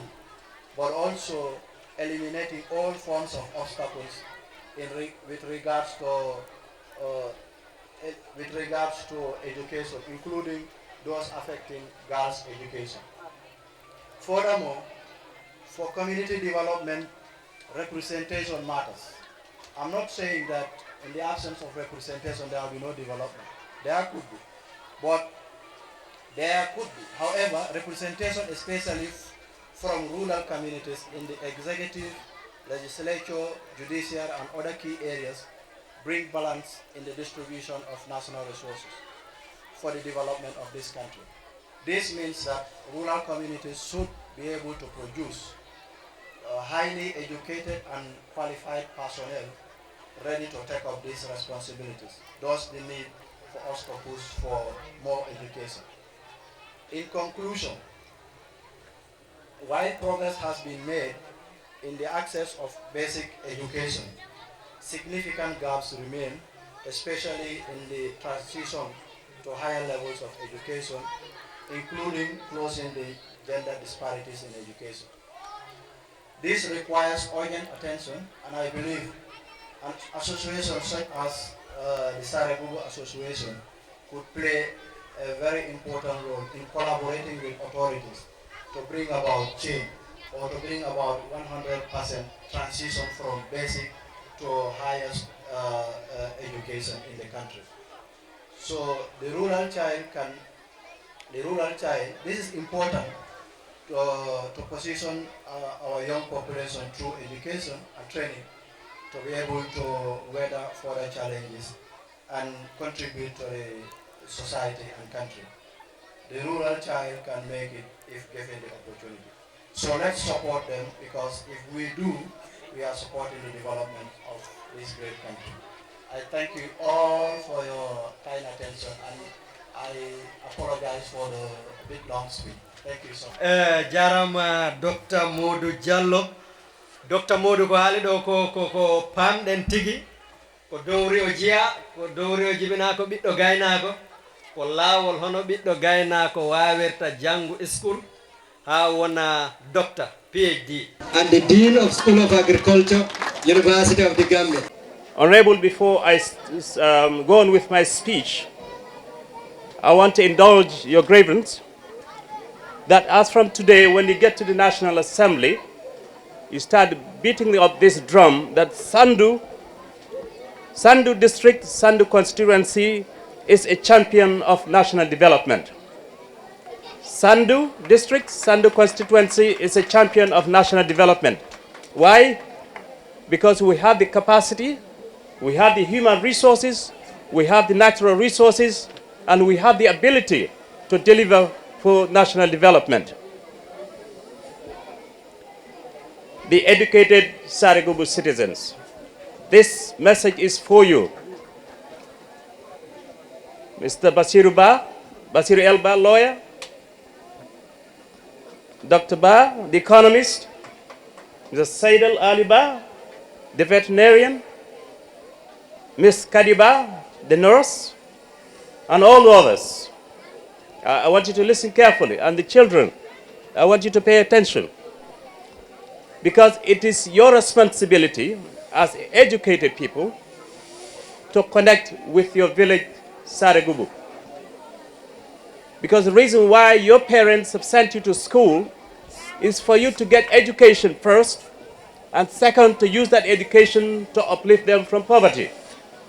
So if you don't do that, you have failed in your education. How can you do that? How can you connect with Sare Gubu? I urge all of you to come to Sare Gubu once every month, or once every 3 months, or once every 6 months. That is the way you will understand the challenges of Sare Gubu. That is the way you will learn from the citizens of Sare Gubu. And that is the way that is going to motivate you to contribute to socio-economic development of Sare Gubu. I am a living testimony to that. Since I returned from the United States in 2009, I've been coming to Misra once every month, minimum, once every month. Why do I do that? Because I want to uplift the people of Misra out of poverty. And I have started doing that. That was when in 2018 I established Sare Ranch. And Sare Ranch is currently progressing very well. And I have, since I started Sare Ranch, I have employed a minimum of 10 people, 10 youth, who I pay every month a salary. And that has helped them improve their lives and livelihoods with their families. You can also do that. It's not difficult. Even if it means you go out and take a loan from the bank, or you take a loan from a financial institution, you come and invest in Sare Gubu. That will be better for you. You will make money more than you sitting down in Combo. Sitting down in Combo wouldn't give you much income. It is in Sare Gubu that you can do it, because I am a living testimony to it. The more money I make that in Misra more than what I make at University of the Gambia. Because of the motivation, in order to earn income, decent income, I have established Sare Ranch in 2018. I have established Sare Seafood in 2023. I have established Sare 1 FC, it's a football club, in 2023. And in 2024, I am working with Mr. Basiru Elba to establish the first legal firm in URR at Basse. In 2024, we will do it. It is doable. That's how we're going to make money together. He will be my partner in the legal field, because I'm not a legal expert, but he's a legal expert. We'll bring our resources together, our knowledge together, our experiences together to establish this legal enterprise in Basse URR. So that any of our communities, any of our citizens in Sandu, any of our citizens in Upper River region who have any legal challenge, you come to us and we will help you solve your legal challenges. That is the best way we can help solve the legal issues of our citizens. Ladies and gentlemen, before I conclude, in a minute I will conclude, I want to make some pledges as of today for 2024. The first pledge to Sare Gubu is that on or before the rainy season this year, by June or July 2024, and I'm working on it very hard, I will get financial resources. I'll collaborate with Honorable Ibrahim Jaite. I will collaborate with other government institutions to build this 7-kilometer road from Diabuku to Sare Gubu. This is not cheap talk, and I really mean it, and it will happen. I started it last year. I used my own resources to make it better. But in 2024, it's going to be best tar road. It's going to be tar road, not gravel road. Second, Mr. Chairperson, in 2024, as the director of a renewable energy project at the University of the Gambia, I have identified Sare Gubu as a project beneficiary for street lights for security reasons. And that will happen in 2024. In addition to the street lights, I am bringing a private solar energy company from Burkina Faso. They will be in the country on the 8th of January up to the 14th of January. We will have meetings with Pura, we will have meetings with the NAWEC and all government institutions, or all the government institutions, so that we establish that company here that will provide cheap, reliable, and affordable electricity to every Gambian. That is happening in 2024. Finally, Mr. Chairman and the President of Sare Gubu Student Association, I want you to take note of this, and I really mean it. By 2024, beginning of 2024, I want you to give me the names of 5 best students in grade 8 who are going to grade 9 I'll pay for their entire tuition for grade 9. And also, I want you to give me the names of 5 best students who are in grade 11. They want to go to grade 12. I'll pay for their entire school fees for grade 12. That is going to be my contribution to Sare Gubu, because I know Sare Gubu loves me. This is my second home in Upper River region. Sare Gubu people respect me, and this is the smallest thing I can do to contribute to the socio-economic development of Sare Gubu. On that road, Mr. Chair, I thank you very much. I am honored to have been given this privilege to come and talk to you about why and how it is important for the educated Sare Gubu citizens to come back to Sare Gubu and invest. You open your schools, you can open your own library, you can open your own bookstore, you can open your own medical center, and you will make money and you will improve the lives and livelihoods of people of Sare Gubu. Thank you very much.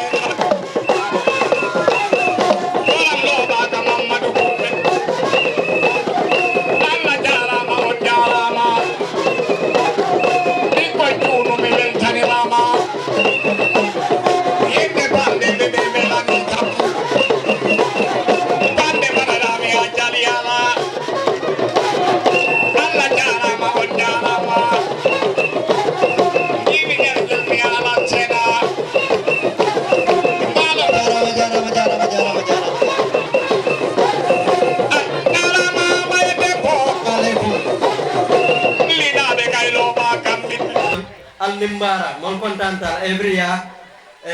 Congo Student Association grace this occasion. Thank you very much.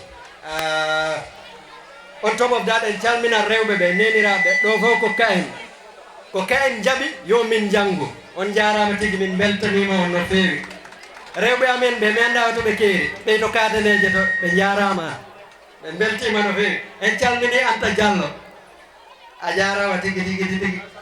John Professor Sidabiava combined kono minen dum don jogani certificate kala en kumnata golle ko wadi association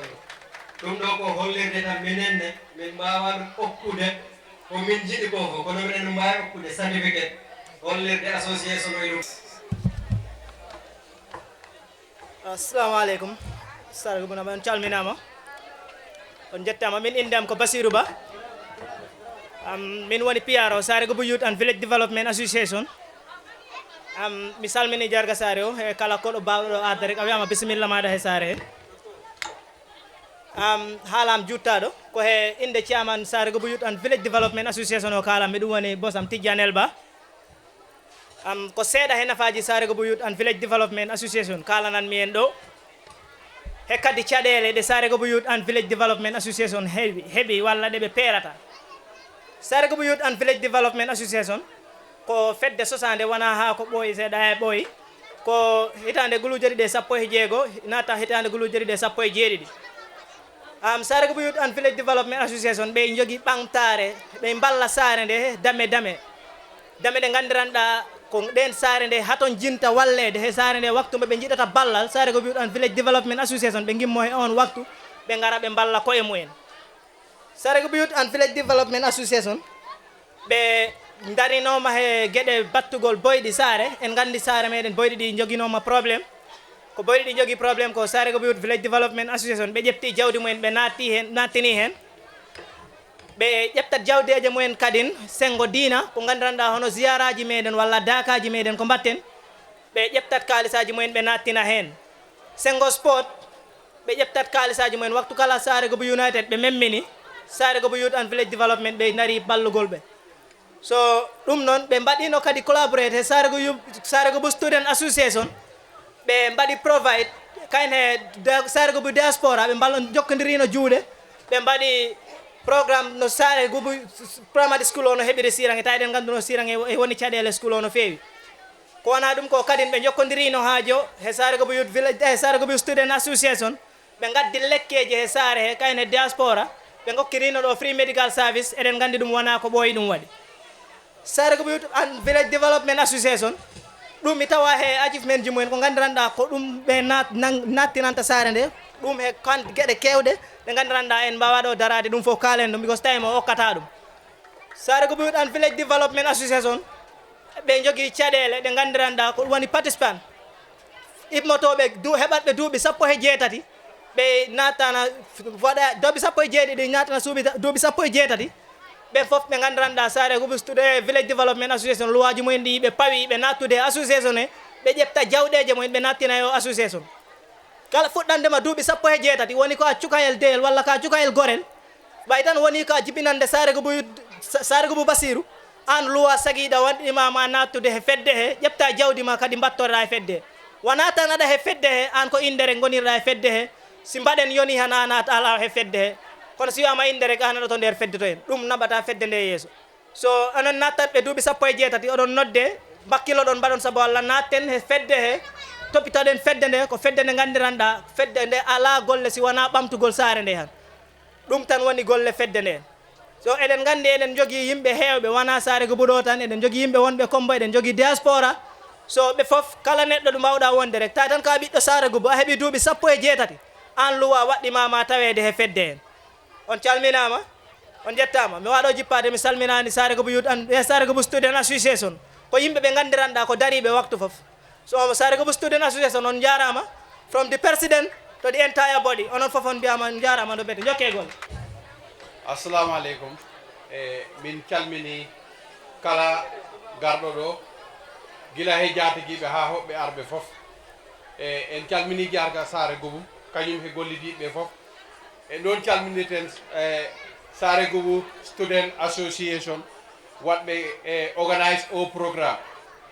sabna sa laari hay jonde nde no woniri gila ko jooɗi ɗo han ko famdi waɗaka ɗo ɗum noon en jettiɓe en jetti esiraɓe wonɓe ɗo ɓe oɗo ko goto he mon ko ɓinguel mon ko esirawo mon sabna debbo am miɗo wawi wiide ko Sare Gubu najo mbiɗo ɗo femtodiri esiraɓe mi salmini foof mi yafnima konngol am noon juutata he nde ɗo jonde kaaliranmi tan ko affaire gaynaka ɓay ko hawrindini en ɗo ko hay he kajitari he en jii hen gaynaka ala noon ko neɗɗo wawi wadde he programme han ko ittata gaynaka hen ha laaɓa ko siwtinirde bandiraɓe tan Sandu e jogui Cattle Farmers Association mo gandanɗa ko Buna Kode ardina on Cattle Farmers Association mbo heeɓi hitande he lebbi 5 e balɗe 18 han hitande he lebbi 5 e balɗe 18 e nder ɗum noon golle mbaɗi hen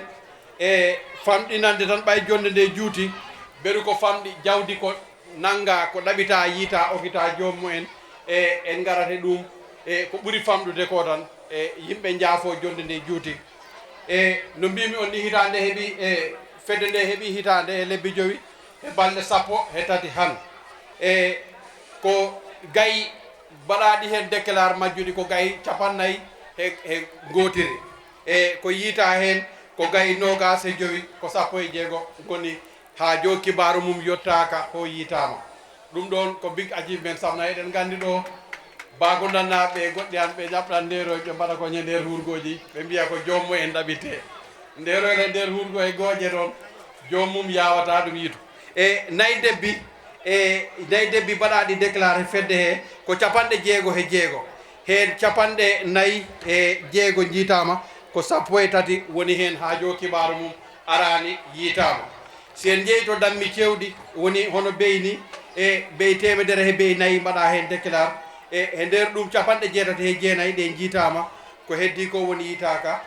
si en jeeyi to baali temedere he baali 50 mbaɗa déclare fedde he gilande dari ko ɗum ɗo foof koko yiita okita ɓiɓɓe Sandu he Sénégal naɓe samna association o haɗani he leydi he tan nden temedere 53 temedere he 29 jiitama ko nayi tan woni haajo gaddaka kibaru mum yitama ɗum ɗo e heewi jonde nde juuti andinde yimɓe ɓene association o mboy jogui piye ɗe si aɗa jogui wuuro nayyi ko temen nayyi dalasi joɓata hitande nde siko beyan kewɗo e pucci ko temeɗɗi ɗi joɓata hitande nde foof e nder ɗum noon sa majjirama ko fedde nde immoto ɗaɓitanma si yiiti okin ma lamdaki ma hen trans si nanggama Sénégal ko aɗa e fedde koko a gokkiteɗo si nangama murtani haɗa e fedde ka gokkiteɗo amma se ala e fedde noon siko nagge nanga ko wulure mbatittangue so tawi ko sanduɗo he wulli siko Sénégal noon ko temeɗɗe ujunnaje nayyi Sare Gubu naɓe iɗo pucci mumen nangama Sénégal ɗo e pucci ɗiɗi pucci ɗi ko ujunnaje jeetati CFA ɗi mbatita ɗi gadda a not preview to the information ɓay mi waɗanimo recorde funam kono ɓeyɗo e ɓey ɗum tini mbeɗen ñaago aynakoɓe foof e gaccita hakkille nde ɗo fedde ƴefta e bawɗe mumen he baɗate mumen mbaɗa hen e honorable e mbe contrôle mbe tentula mbe jeyla ñing association o just to summarize it ka itandila ko is existed in Sandu andu sandunkol ba kata kanje fanam bake woto fulam mandin ka sarakulle ñi sabol melbe jang mbe be danila alay anin kilay be ye hakkiloto ñi association o nga Sare Gubunkol konton nga Sandu be konton i toyala nga nalal be konton be duwala be fanan ala me ñimma futala itabla mbe banko sefo konton na mbe kontondiro frola from the inspector general of police fokana nte men labanta lola jang assalamu alaikum wa rahmatullahi taala wa barakatuh. Assalamu alaikum modon on calminama onon fof minen drama team miɗen on ɗo gara pilande drama onon ko SGSA gila no fuɗɗiri ha yettiɗo e mi ñaguimama on onon fof jooɗe tenkon daron drama o kettoɗon ne on calminama.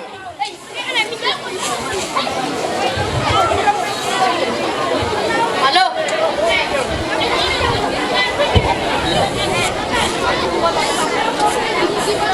Yo. Ono konde Sare wel. Na mere de baba di Sare Gubu weliya. Che. Min hangi ngan mi be mi ayo mi rutto jango. Mi sikkan mi do rutto. E de Sare no wedin. Accu de dolare o wara do jokki.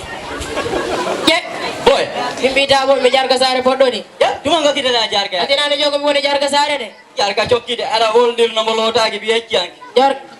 hawi kam donana anda. Oh ya. Ono tuma ngar sudah. Anke ngartu be mbi yo mi rutto jango du way won ono jangde ni ye jangde de don tan sina simi yeyi school ha fiel gotel mburu jakkan simi arti wona mi do wotto mi leloro non mi wala story hanne bo nyamani way wat story meda min ko mi maydo ono dum do yaltini mi ha min simi yehi non be taro do mi wulde shi famil boyo pepaji ko hay ko chok mo ticaw wendi on bindiral est-ce que mi tawtata ma den ala dukkiɗo ɗon tan ala mi tawtanma de pimen ade ay minen kala papa kayare wujjane ɗo ɓe pawiran min ha won ɗon danan kay min bagami tolleli mboy seeki uniforme ngami toon mboy seeki ɗum fof mi jokkinaki ɗum mi ala kaali mbo mi jokkino dukkilo ɗon tan e ala de wona wi aɗa yalti mbiya yo mi dukkilo ɗon tan wawon o wattinkini ɓe ɗo jiɗi janggo kono jange tan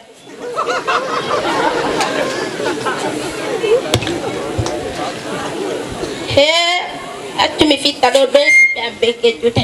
he laareno ɗi ɓe ñoltinir ɗo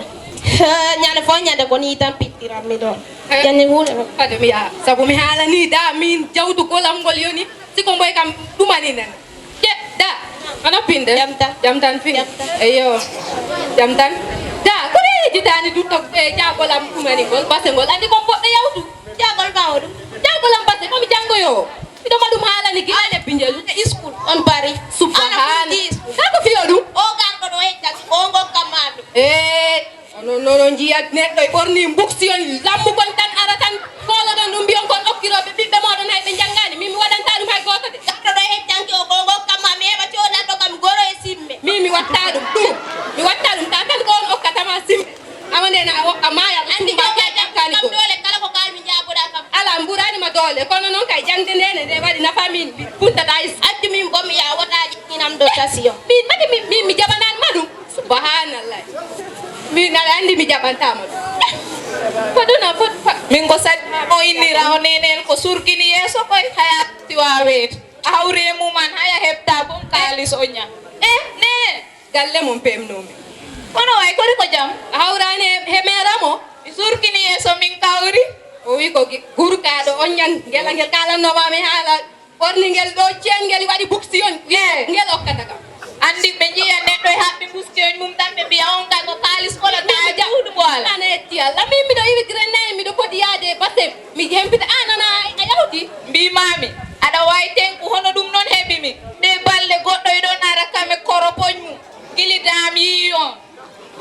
diwta to ka kala ne defarani kala nde teftiɗen koñ bonnaɗen haaju koñ bonnananen cante ɓe perdinade subhanallah wota jabde non jiɗirɗa artir gila jawtuɗa ɗo weekend yel kala garta min simi kala nde kemmiɗo nomi yaari hay neɗɗo ma ya mi arta an ɓiɗo ɗum si lonji ma gasi an ono mbatta lonji am gasi am yeeya est ce que nomi artata jawtugol tan mettirani mi waɗanta ɗum hay goto kala nde jawtumi ɗo mi artata ayan noon miɗo wuli waɗiɗa ko hewde ma haala nde takeaɓe ma foti okkir min ayi mi ma iya mi ala gas tawaɗen kawroyi hiiro an a hew haala ha ɗiɗi aɗa haala tan meɗa yi ko rukiride min noon mi parani okkire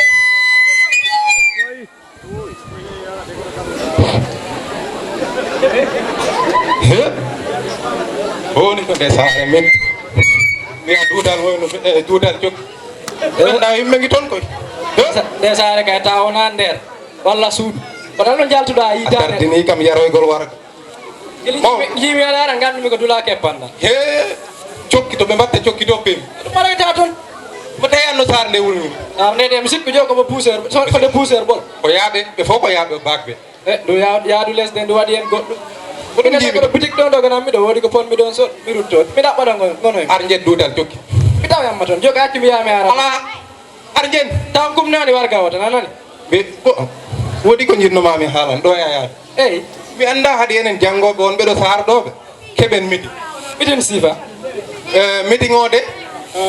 kulle enen janggoɓe laaren saabu a yino saar nde woniri ono mbawirten wallidorade sukaɓe meɗen wonɓe less meɗen ha ɓe jottoɗo jottiɗen an min sikku noon ko jilloɓol on kono jakan aɗa wawi miijo ko waɗide boy ɗum noon ɗum waɗi nafaade ayi ɗum ɗo ɗum lel to lel yagol ma bitingol gara ndeggina kam jet kalmen yimɓe jone no mbatten ɓay ko a jillotoɗo komi jillotoɗo kala mo kawruɗa janggo mawnitiɗo seeɗa wiya ɗum ke neɗɓe miten duutal woyno ala probléme joni minne kala mo kawru mi wiya ɗum noon mbiɗa andi warga ga cokkingi ga taɓɓe gi ɗon kewi de ta on kumnani de aɗa warga woni aɗa yaha addu toon de ok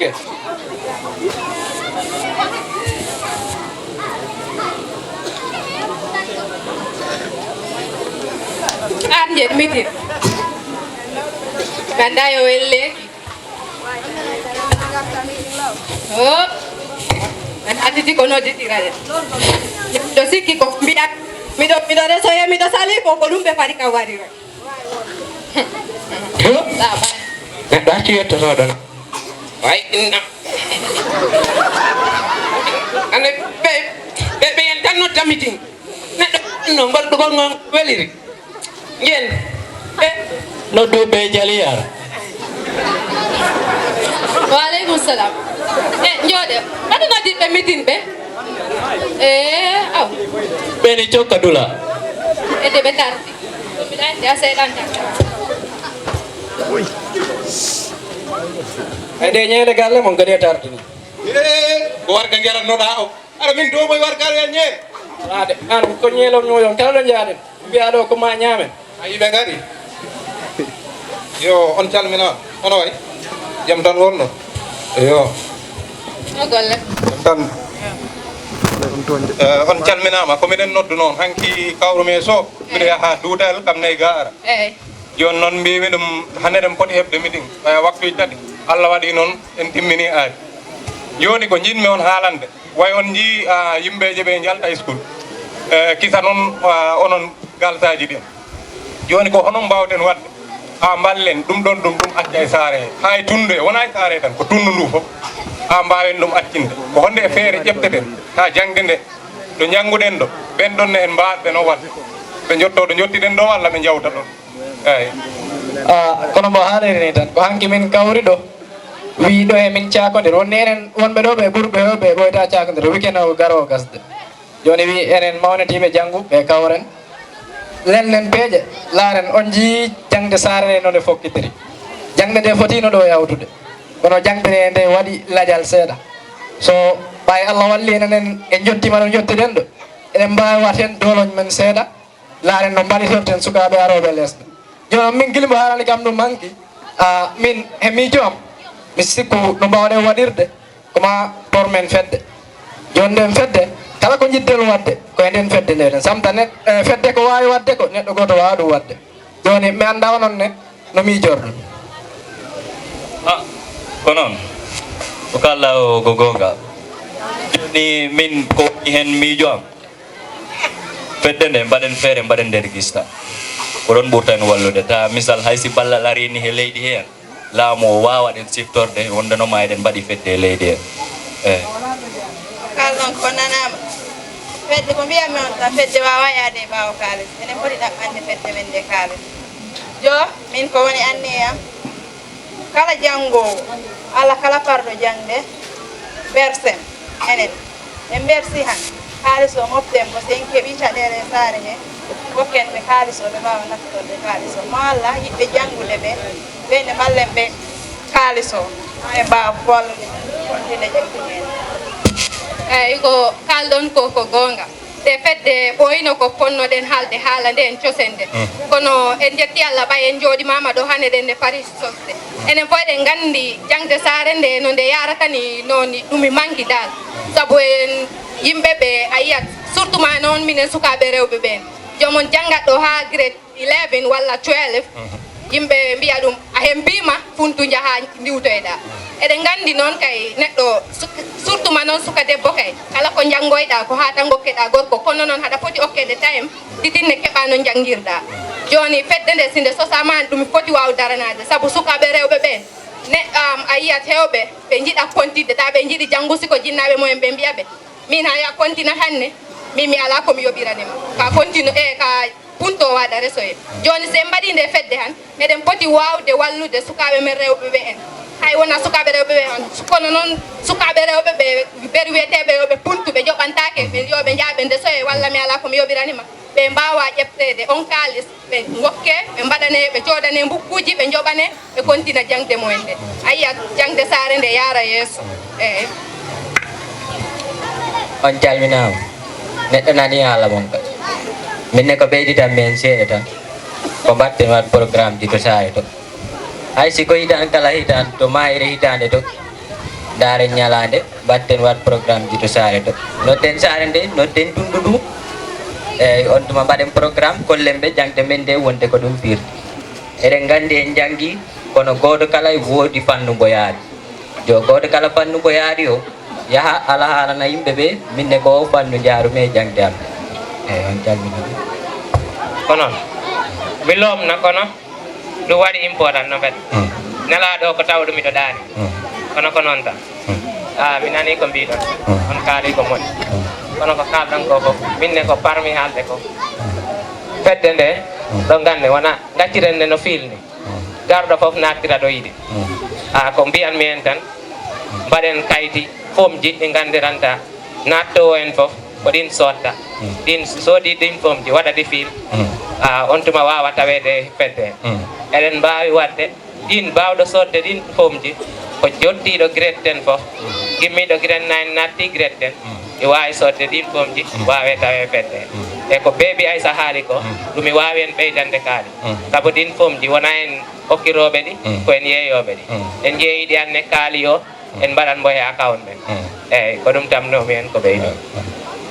joni haalaji mon ɗinanama joni so mi anda hawri ɗumani men laaren gokken fedde nde inde titi laaren neɗɗo kala place mo gandiranta imbo wawi joguitade walla en heɗitana en ɗon tawa en mbawa nabirde fedde nde yeeso eyyi min noon to miijo am wonni fedde nde en mbi ko fedde janggoɓe ɓen ene janggoɓe ɓe ko janggoɓe Sare Gubu ɗum kay firti en gokki fedde nde inde kono amma noon to affaire place uji min ga yiyande am sikkoɗen mbawi accude ha en kawrito e gongol an sam tan no jiiɗa ɗo eɗen ɗo eɗen pamɗi place uji goɗɗi toon kimmuɗi ɗi gandiranta enen fof en mbaɗi fottu kono si en gacci ha en keeɓi gongol no kawritirɗen an ta yimɓe hewɓe nani affaire fedde nde yimɓe hewɓe nani dillere nde joni yimɓeɓe ɓe garat janggoɓe ɓe garat kala place kimmuɗo bo ke neɗɗo bawɗo tam on place joni mi anda no mi jolno ɗo kay kono mbiɗa ni tan waɗi ko gonga ma joni ok minen ha min dutto eyyi on jarama ok ɗo kay joni taɗen mbaɗiri noon si Allah min gar mi yeyi ko maɓe buskiyon kala teftiɗoɓe billa walla feere ma bona perdina hoore maɗa nde fedde nde billa wallahi nde fedde ko ɗe waɗi ko Allah tan wawi ɓe yo ono way jam tan woni jam tan an mi waynima yide ɗo jokkiɗode atina nde fedde fo ma nde bitinine min mi fuɗitima jamde he Allahu akbar. Ayetti Allah. Tanno nano de feddan. Tanno mi do wujja papa kaya jadula. Billahi. Debe nangino matambe baranno ma. Billahi. Ay de fedde. Fedde de walli tundundu. Walli sarene. Surti no mine sukabe rebe jangobe be. Fedde de walli min no feewi. Wallahi. Sabu sayi han Sare Gubu kala jogi do mobile lelto to suudu mudum haalira no yidiri nelda voice di do halondon kelwelen tan no wonano Sare Gubu student association addude do ante tan no kelweli fergito lawol diya bugu dabbugol network nyande fo nyande Wada dina be gadduno do lekki. Mitinno ki Bamba ya fawano cetti ma Allah ke lekki. Lekki ki moƴƴi no bete Ki me kiran sasa. be balli yimbe be no feewi sabu han sayi mama de lottano ko subaka han watti loto han ko hejjat tan hawri siwo en mum yaha jogo e ndiyam loto Wallahi. sen mbiɗo en kala ko Sare Gubu student association waɗi ko han ɗo mbalde sabu ɗum heewi no bete Umar Ba ko pullo africanajo ko member fulɓe Africa who double as an invited guest to this occasion. Umar ko baɗɗo experience in youth association te kadine he is a member of the suudu député di suudu sukaɓe député ji ɓe. Umar ko haalanta en ko gueɗe youth and associations organisation ina uɗo woni laawol folo gargol mum ɗo arino ɗo rowani kadi ne en mbi ɗum bisimilla again bisimilla maɗa mawɗo. mi salmini kala ko hawri ɗo joni min ko haala ko gokkami ko wiya ko hono feere woodi walla important woni moƴƴere honde hen woodi he sukaɓe tawede e community development woni he ɓamtare leydi he ɓamtare saare e ɓamtare tundu ɗum noon kala ɗo jiiɗa ɗum ɗo e mi fuɗɗo yewtu fi ɗum with my little experience mami yetta Sare Gubu Students Association sabu duuɓi sappo wona balɗe sappo wona lebbi sappo ko duuɓi sappo of consecutive and constant development ɗum noon Sare Gubu si a darima ɗo hande a wi a limtat no darrama o waɗiri ɗo ni koɓe mbaɗi ko fof ɗum heewat en mbawa ɗum ɗo hantinde impact muɗum on is visibly felt ɗum noon ko en cuɓaten kulleje seeɗa tan jettiren ɗumen ɗum noon si en keɓat ko leɗɗen hen en cuutorat ne Sare Gubu association o ɓe tawa he community engagement. Community engagement is one of the fundamental pillars of development. Community engagement woni yimɓe fof nanodira yimɓe fof pamodira ɓe jokkotiral ngal noon kala ɗo nanɗa ɗum e saare andu ko fonninkeji ɓamtata ɗum fonninkeji si keɓɓi nangodirgol ha mbiya mbawa wadde hunde e saare mumen kala ko ɓe joofi feɗede mumen ɗum noon ma wona ko wonta kono noon ɗum ɗon fof si en limat hen kulle dantan kulle livestock disease control seeɗal aali en keedi toon kono Sare Gubu naaɓe keedani hen ɓaawo sabu en jiituɗo hitande wonde waɗino min jiinoto Facebook sensitization ji mbaɗi ɗo ɗum ɗon fof ko hay during COVID-19 he kala ɓe mbaɗi peeje kewɗe ko ɗum noon woni the fundamental pillars ɗi neɗɗo wawata wiide community engagement o community o youth participation ko ɗen darani ɗum noon woni ko neɗɗo foti feejde ha wawa ɗum wadde he leydi muɗum ɗum noon si iwi han ɗo e continanmi e haala am ka ha waggol encourage fonninkeji leydi no mbawiri daranade leydi mumen ɗum noon en mbaɗat feere ha ciwtoren hande ko hono wiyete boss am haali ko ɗo ɗum woni Basiru Ba fi taking stock of the achievements ma pelliten ko fedde nde darna ko he joni woodi ko nde waɗi achieve kono noon achievement no yahani he ɓaawo go'o pellital immel muɗum ɗum woodi noon obstacle ji gonɗi hen e ardingol saare mbiya a rentidira tundu mbiya ko en ma en gollen ko nafata en neɗɗo ɗi salo ko nafata ɗum ko salota ɗum noon a yiyat woɓɓe hen e raɓɓiningol haala tan a yiyat woɓɓe hen taɓe jiɗiɗi results kono ko di passing himɓe gardiɓe ɓe results o ko ɓen woni ɓe paalaka ɗum noon Sare Gubu ɗum ala ɗo ko ɗum tawa he ko ɓurta ko hibbidde himɓe le ɓaawo kono noon Sare Gubu kaɓima ɗum ha ndenti konti ko yata duuɓi sappo ha mbawi addu all this development kono noon si tawi en leɓat fi the importance of youth participation in community development piila muɗum ɗiɗo ko gandal si himɓe ndenti konninkeji janngani kala ko gammuɗon he waɗangol leydi moɗon si wawi noon on gasnaten kono ɗum wonta ko tabbita gandal wawi darnude tundu gandal wawi wallude saare mumen sa laari gandal noon huna wongol tan jiya jaa school non joni en daarino e surtout society men o yarata a yiya sukaɓe ɓe jaaha bague lormbo kepta o toon e enen ɓe gonɓe ɓe ɓaawa lormbo kepten o wakkiloɗen enen poti waw lebden he sukaɓe ɓe of course enen fof ɓe jaɓat systéme gonɗo he Gambia enen fof en jaɓat of course mbo waɗa fail and is continuing to fail why because everybody believes that ko ma en jatto the conventional school to attain education no skills development ma mbaɗen ɗum embrace no leyɗele taariɗe en ɗe fof no mbaɗini skills development o noon si tawi foli Sare Gubu ɓe cohlirde golle kapenta ɓe jogui kapenta o rek watte contrat o golla golle ɗe te kam heɓat sukaɓe jangguɓe e ley muɗum maɓe janggina free ɗum noon ko ma mbaɗen impress ko wiyete ko skills tibet laamu ngu joni noon fini ɓe daara hen peeje ɓe mbawata hen wadde enen noon ma mbakkiloɗen mbaɗen hen so si wodi tawi tan fonninkeji leydi pelliti wawgol waɗan hunde e saare mumen ma ɓe mbakkiloɓe jangga jangde nde noon e mawɗo UNISA haalino ɗo ko jangde wawata en wallu ko ɓuuri kon heewi ko mbawta en wadde sa laari hay ɗo tiɗo Sare Gubu ɗo gonɗen ɗo just last year min laranno one live stream bo sa seeɗal aadi waɗanno hen ko janggumi ko hen mi meeɗa ɗum janggin school ko waɗi ɗum ko janggo o faami ko woni ko ha wawi findina woɓɓe ɗum noon sidaɗi yaafa ko haali ko ɗo wiyo kamɓe Basiru ɓe mbaɗat feere ɓe mbaɗa ɗo lo faam ɗum ko hunde moƴƴere no feewi noon saabu kala ko dogananoɗa jaaha ha Seere Kunda sa watti ɗum wawde heɓɗo ɗo babbe cuuɗi maɗa ɗo base ɗum ko fof koye gandal hen wawata ɗum wadde sey ɓawa gandal ɗum ɗon wawata miijede sakka wiye waɗe don noon ko ma bakkiloɗen kalanen sukaɓe ɓe moƴƴere gonde nde he jangre he nafa wonga ka he nder janggal ɗum noon si on tawi on mbawa daranade saare moɗon he leñol moɗon e tundu moɗon ko ma bakkilon enen foof janggen jangde woni ko wawata en ko wallu si tawi so fandinkeji kala ɗe paala wallude saare mumen ko ma nanodir kawral ɗum woni ko tubakoɓe mbiyata ko leadership participation and engagement of course si a lamdimama kam kulle community development o community based association waggol ɗum ron mi wawatma wiide weeɓani ko waɗi ha weeɓani woni ko peeje himɓe ɗe he anniyaji ɗi woni wona goto firstly ɗum poɗɗa wadde establish ganda an ko gonɗa goɗɗo ko woni ko ɗum woni kono noon on moppat all your different society daron e common project like si a tawi han Sare Gubu ɗo ko ndiyam han taƴama ɗo ko dara feere wonde kala ko hoɗumen woni ko manki ko he saare he no drama groupe o haaliri ni sukaɓe less rewɓe ɓe naati hen he dewgal ta jangde muyde hen paaki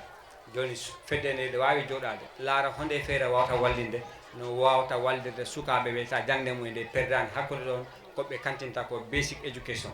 saabu tuma jomum hantineta basic education han heeɓi place han nene muɗum miijota ko fi sukaɓe famɗuɓe ɓe natini he dewgal ta kantinani school joni noon ɗum noon ɗe waɗi important no feewi nanggodiral sukaɓe saare si woni ɓe paala wadde establish e meaningful development ko ma nanggodirgol waɗa nanggodirgol noon wona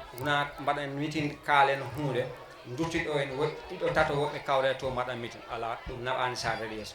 kala ko woni hema si meeting sosama ha darima ana wawi haalda kala ko woni ko hema joni noon si feere nde wallinama heddo golle jokkugol golle ko seeɗal ali wiita ko jokkon golle noon kala ko jiiɗa han ko neɗɗo faala wadde he golle ko fonninkeji mbawata no wadde mawɓe kay ko gonat toon mbaɗa on guide kala fonninkeji mbiɗi mbaɗa mbawɗe golle he ɓaawa mawɓe he ɓooyi ko juuɗi fof e deppitoyto ko mawɓe ɓe gondoton gondeten enen fof ndewen he mumen ɓe kalna en ko wonno hanki ko hono jareten ha keɓen janggo mo paalaɗen o saabu enen fof ko anniya goto ko seɓɓe ɓe mbiyata ko kulintilal ɓe ganiya kelin si onon fof onon he laana ndiyam ko onon fof anniya goto gonɗo ɗum woni noon hono mbatton ha onon fof jottoto ngal to dongal ta on joolaki ɗum noon si tawi fonninkeji nangui on philosophie kulle ko nanggotirgol tan wawata wadde ha mbawen ɓamtu saare meɗen kala ko jofiɗon feɗene mum du onon ɗo mbawi addude saabu gandal kay ɗum taƴanama kuto e nder Sare Gubu ɗum noon en mbawat larde ko hono hen e fonninkeji saare o kadi on classical exemple ji dantan fonninkeji Sare kawrino ɓe mbi'i ndaren ko toɓɓo just to buttress the importance of community engagement and participation fonninkeji ɗi kawri mbiyo Allah toɓat ndiyam firi hono mbatten ha mbaɗen at least water bank mbaɗen ɗum harvest ɓe kawridira ɗam ndiyam sabu si njoro arowo hiyan a yiyata Sare nde ne manque ndiyam no feewi joni ɓen kawdiri ɓe jogui hen some few people ɓen ɓe janggi kono ndiyam wawata waɗirde harvest ɓe mbaɗi harvest ndiyam so yimɓe ɗan tan puɗɗi ɗum noon sabu kala ɗo jiiɗa feere a heeɓa woɓɓe ɓe paalaka hen tawe kono noon si onon nangi ɓen jahata ɓe gandi a feere nde ko feere darotonde ko wonore hay simi tawama hen mi tawaka ko wonata ɓen garoya ɓe tawe hen kono giɗiɓe feere ɓen jokki ha Sare nde fof tunnudu fof dakkori hen han Sare mumen nde ɓe certi he rafi ndiyam ko Allah toɓi fof ɓe mbaɗa hen ɓe kawlodira ɓe mbaɗi ɗum mbaɗi feere mumen ha yowta ingénieur ji gari ndiyam ɗam hawlodira gula goto ɓen han through community participation and engagement ɓe mbawi wadde ndiyam kay ɗum wonta probléme mumen kono noon so si a laari han ko community participation ne wawata yaade e ɓaawo wakkilare nde noon ko cengge ɗe fof yadata kala no neɗɗo wawi wakkilarde ha joni kam kay a wawata wiyede ɓeydu hen seeɗa sukaɓe Sare si tawi ɓe kawri kala ko ɓe paala ɓe mbawa ɗin wadde sa laari kala ko fonninkeji mbawata rentu ha mbawa ɗum wona kala ko ɓe mbaɗi han social media it waɗi advance kala ko mbaɗɗa min yiya ɗo ono wiyete ono wiyete Sare Gubu Students Association kulle mumen kewɗe ɗe ɓe mbaɗi ɗum on social media kono noon kala ko mbawta wadde even it is practical also sell it out because you don't know who hombo en woni ɓe jangintaɓe hen ɓe hen paama kono noon development partners ji ɗi just like no Basiru haaliri ɗo ni si woodi on ballini strategic plan action plan on mbiya hikka ko ɗum he ɗuma min paala wadde mbaɗa hen attaqué boje ɗum woni noon fedde ko palɗa wadde fof mbaɗa hen conti muɗum dépense muɗum mbawde ɗum gollude kala jiiɗo golle ɗe mbaɗɗa hanki si yi on action plan on wawat arde wima min ngoɗo sengo ɗo mino ɗon faala arde mbaɗen collaboré wona wodgol sokko tan ko collaboré an ana jogui feere an jogui yimɓe an jogui Sare nde joni si development partner ji ɗi jiidi potentials in your organizations in your togetherness of course they will be ready kulle kamen mbawa hen naatu ɓe liggodon he mumen ɗum ɗi waɗi important no beete so si a laari hen hay minen adde national youth parliament fonninkeji leydi ko nennomin fof haalgol min kaali kono a yiyat kala komin kaali ɗe satti hay hanki mino haalda e goɗɗo mbiwi ɗum si tawi sukaɓe ɓe mbima han ɓe paala yaade bagwe an kalanaɗo a jakilat sa because you are left with two options sa wi ɗum jooɗo e konngol hoɗum golleji ngala economy o is not working for everybody hono mbatta sa wi joomum no jooɗo e dow konngol hoɗum kono noon a susta udditunu ko ma mbiya ɗum fokkit laawol ko heɓoy ɗum toon fof ko an waɗi ten en heɓa toon caɗele noon kala puntuɗo galle bamuɗum heɓat caɗele tan hay yaagol kombo ɗo weeɓani e gacci doori men ndi e jeeyi kombo weeɓani saka weegol punta he leyɗele ɓaleji hakkude e ko jottotoɗa ko e taccirgol maayo ɗum noon ko hay SGA mi wawa ɗumen sasde hen wongol every time waggol encourage sukaɓe ɓe naata hen métier si en paalama wadde ono wiyete discourage illegal migration ko ma mbaɗen encourage sukaɓe ɓe wona sukaɓe ɓe fof mbawata yaade school si a laari oɗo is certain dull student omo wawi natinede into other skills tuma wiyete ɗo duuɓi tati duuɓi nayyi jarta sa jomum waɗa compete with enen janggoɓe ɓe ha 12 years jomum wawi wonde 3-4 years tan fuɗɗa nabde hoore muɗum e nene muɗum ɗum noon ko ma wakkiloɗen daren hen recently vice président ari office amen at the national youth parliament nde min kawruno toon in november min gokki ɗum awa resolution amen noon komin mbi ɗum fonninkeji Sare ɗi kulle tati kaal ɓuuri kon hen waɗin poto go'o mbi o balle golleji mamiraɓe amen e yumiraɓe amen e mawɓe men guili min jibinaɓe ɓe jaɓa lompo kono noon komin jii ko sengo laamu e nder ceele heewani exemple mo laat Sare Gubu ko Sare Gubu Student Association he diaspora moɗon he onon ɓiɓɓe Sare Gubu tan ko gaddi ko ɗo laamu waɗani ɗum kay ɗi laaɓi fer joni noon ɗum ko wakkilare fonninkeji mbawi ɗum wadde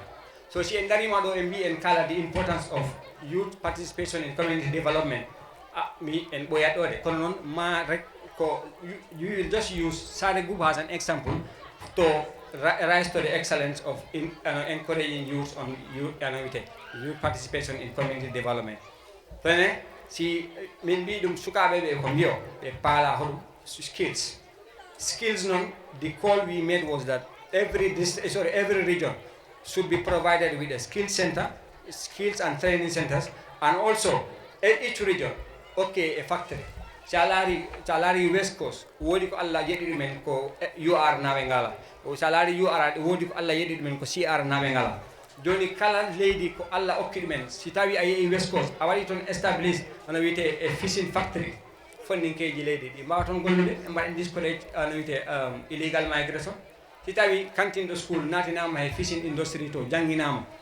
laamu ngu ɓangi lempuji ɗi jopten ɗi ɓe jeehi toon ono wiyete to West Coast ɓe mbaɗi toon training center for fishing factory darnama toon liɗɗi ɗi maayo ngo ko firi ari gollire toon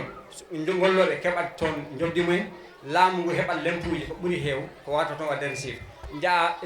LR an toon wawi wadde toon guese sukaɓe jangguini agriculture ana wawi arde ana wiyete gay mbaɗa mango factories and other things. So kala fedde ne jiiɗa ɗo he region woni ko Allah yeɗi ɗumen. Min mbi vice president waɗgol ɗum fotani hittu sabu jawdi ndi ni weeɗi. Every annual budget o waɗe estimé ɗi wiye 33 billion. Si ɗum 33 billion o si hitande ene yawti hono mbatton on mbawta sa sappinde hay hunde wotere nde mbawta wi laamu ngu ɗum eti ɗon. Docteur Yafa haali ɗo fi wattugol lawol ɗum ko golle laamu si a laari ko ɗum ko laamu ngu foti ɗum wadde. Kono noon through community participation no arde golle ceele kewɗe ko jiiɗo ko jiko he développement wona laamu ngo addi ɗum ko community development. Ɗum noon kala ɗo mbawɗan wiide ko fonninkeji dari ɗum te fonninkeji Sare Gubu e ko taari ɗum fof si mbakkilima pelliti wongol paala ko wonde he paalama wadde ko paala ko wadde e sare woni ko ma go'o pellita jangde gandal tan wawi ɗum wadde ko keɓɗa sukaɓe ko joni ko ɗo ko mbi hono waɗe registre fos yo sos tosen ɗum kono noon mbaɗen nde registre kulle mbawen gollirte laamu mbawen gollirte community development ji he international partners. Ɗum noon community development association fof waɗaka registre noon tawi eleɓa ɗum noon ko sengo gandal. Joni noon haysi on tawi noon puɗɗima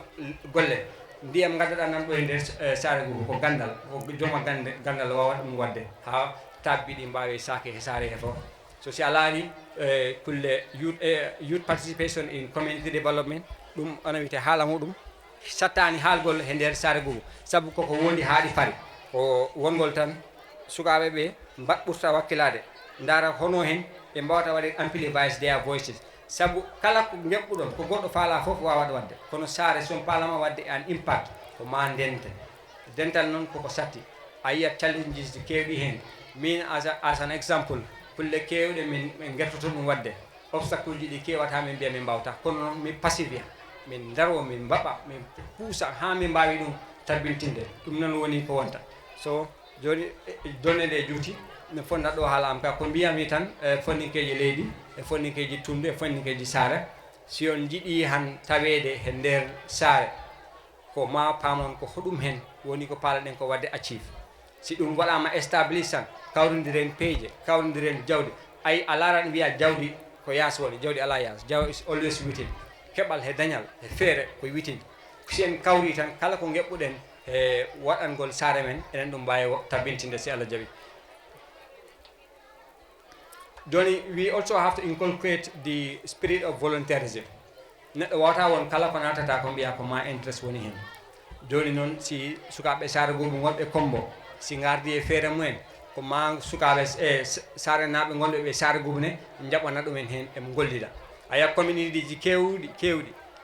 e mbaɗa develop an unnecessary antagonism between the home base and the Kombo base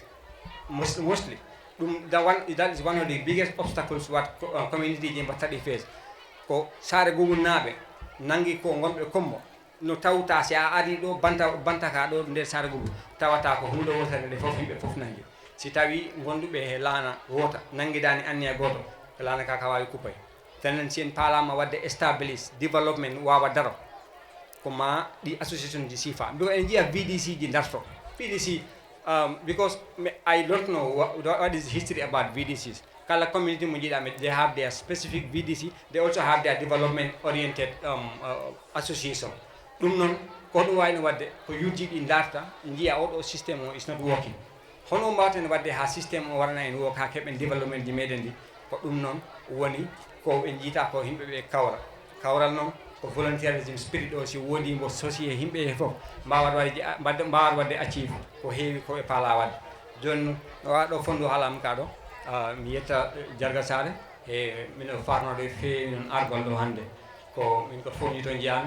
ko golle woni ko no wiyete o hollendiri kam e Sare Gubu naɓe min komi parnoɗo Sare Gubu naɓe no feewi no feewi feewi e no wiyete sukaɓe sanduɓe nangi jokki golle te mino faala noon ɓe ɓurta tinnade ko neɗɗo tinnini fof ko hoore muɗum e janngo muɗum o tinnanto mawɓe ɓe mbaɗi tamo en enen fonninkeji noon enen ɓamtotale ñongol mbakkeloen ta enen jangi en kolli sukaɓe meɗen ɓe no ɗaɓɓirta gandal ha wawa won nafoɓe koye mumen. Thank you. Mbe Sare Gubu almamo kontonna. Okay, oɗon mbawi heɗade ko honorable Ibrahima Diaité haalta mbo wi mbo salmini almami Sare nde. Mbe Sare Gubu alkalo kontonna. Mbo wi mbo salmini jarga Sare nde. Mbe student association na president kontonna. Mbo wi mbo salmini president Sare Gubu student association. Aning student ol be memmaɓe ta jam bi. Mbo wi mbo salmini student ji kawriɗɗi henne jonde ɗi fof. Mbe skoda la chairperson kontonna Sekumar Ba fanan be bengto jam. Mbo wi mbo salmini skoda chairman senbi skoda ɗum woni sandu community development association president moyno Sekumar Ba mbo e jonde mbo wi mbo salmini ɗum. Mbe nañol be kontonna talibo konjira Yoro Camara Sambaru Camara ntolle bota nyola kombo manna feo fenna fokana mabe Sare Gubu la student association ila 10 years anniversary nata mabe wolto yo mo wi salmini neeraɓe muɗum ɓe kadi salmini he yaadiɓe muɗum ɓe gila talibo konjira Yero Camara kayen fof ko ha kommo ɓe gimmori ko ittiɓe gili kombo ko o programme Sare Gubu Student Association. Mbe naño kontonna Seku Danso diabun kolem biringa fay afanaye zil nyin soto pour ka kafu majambi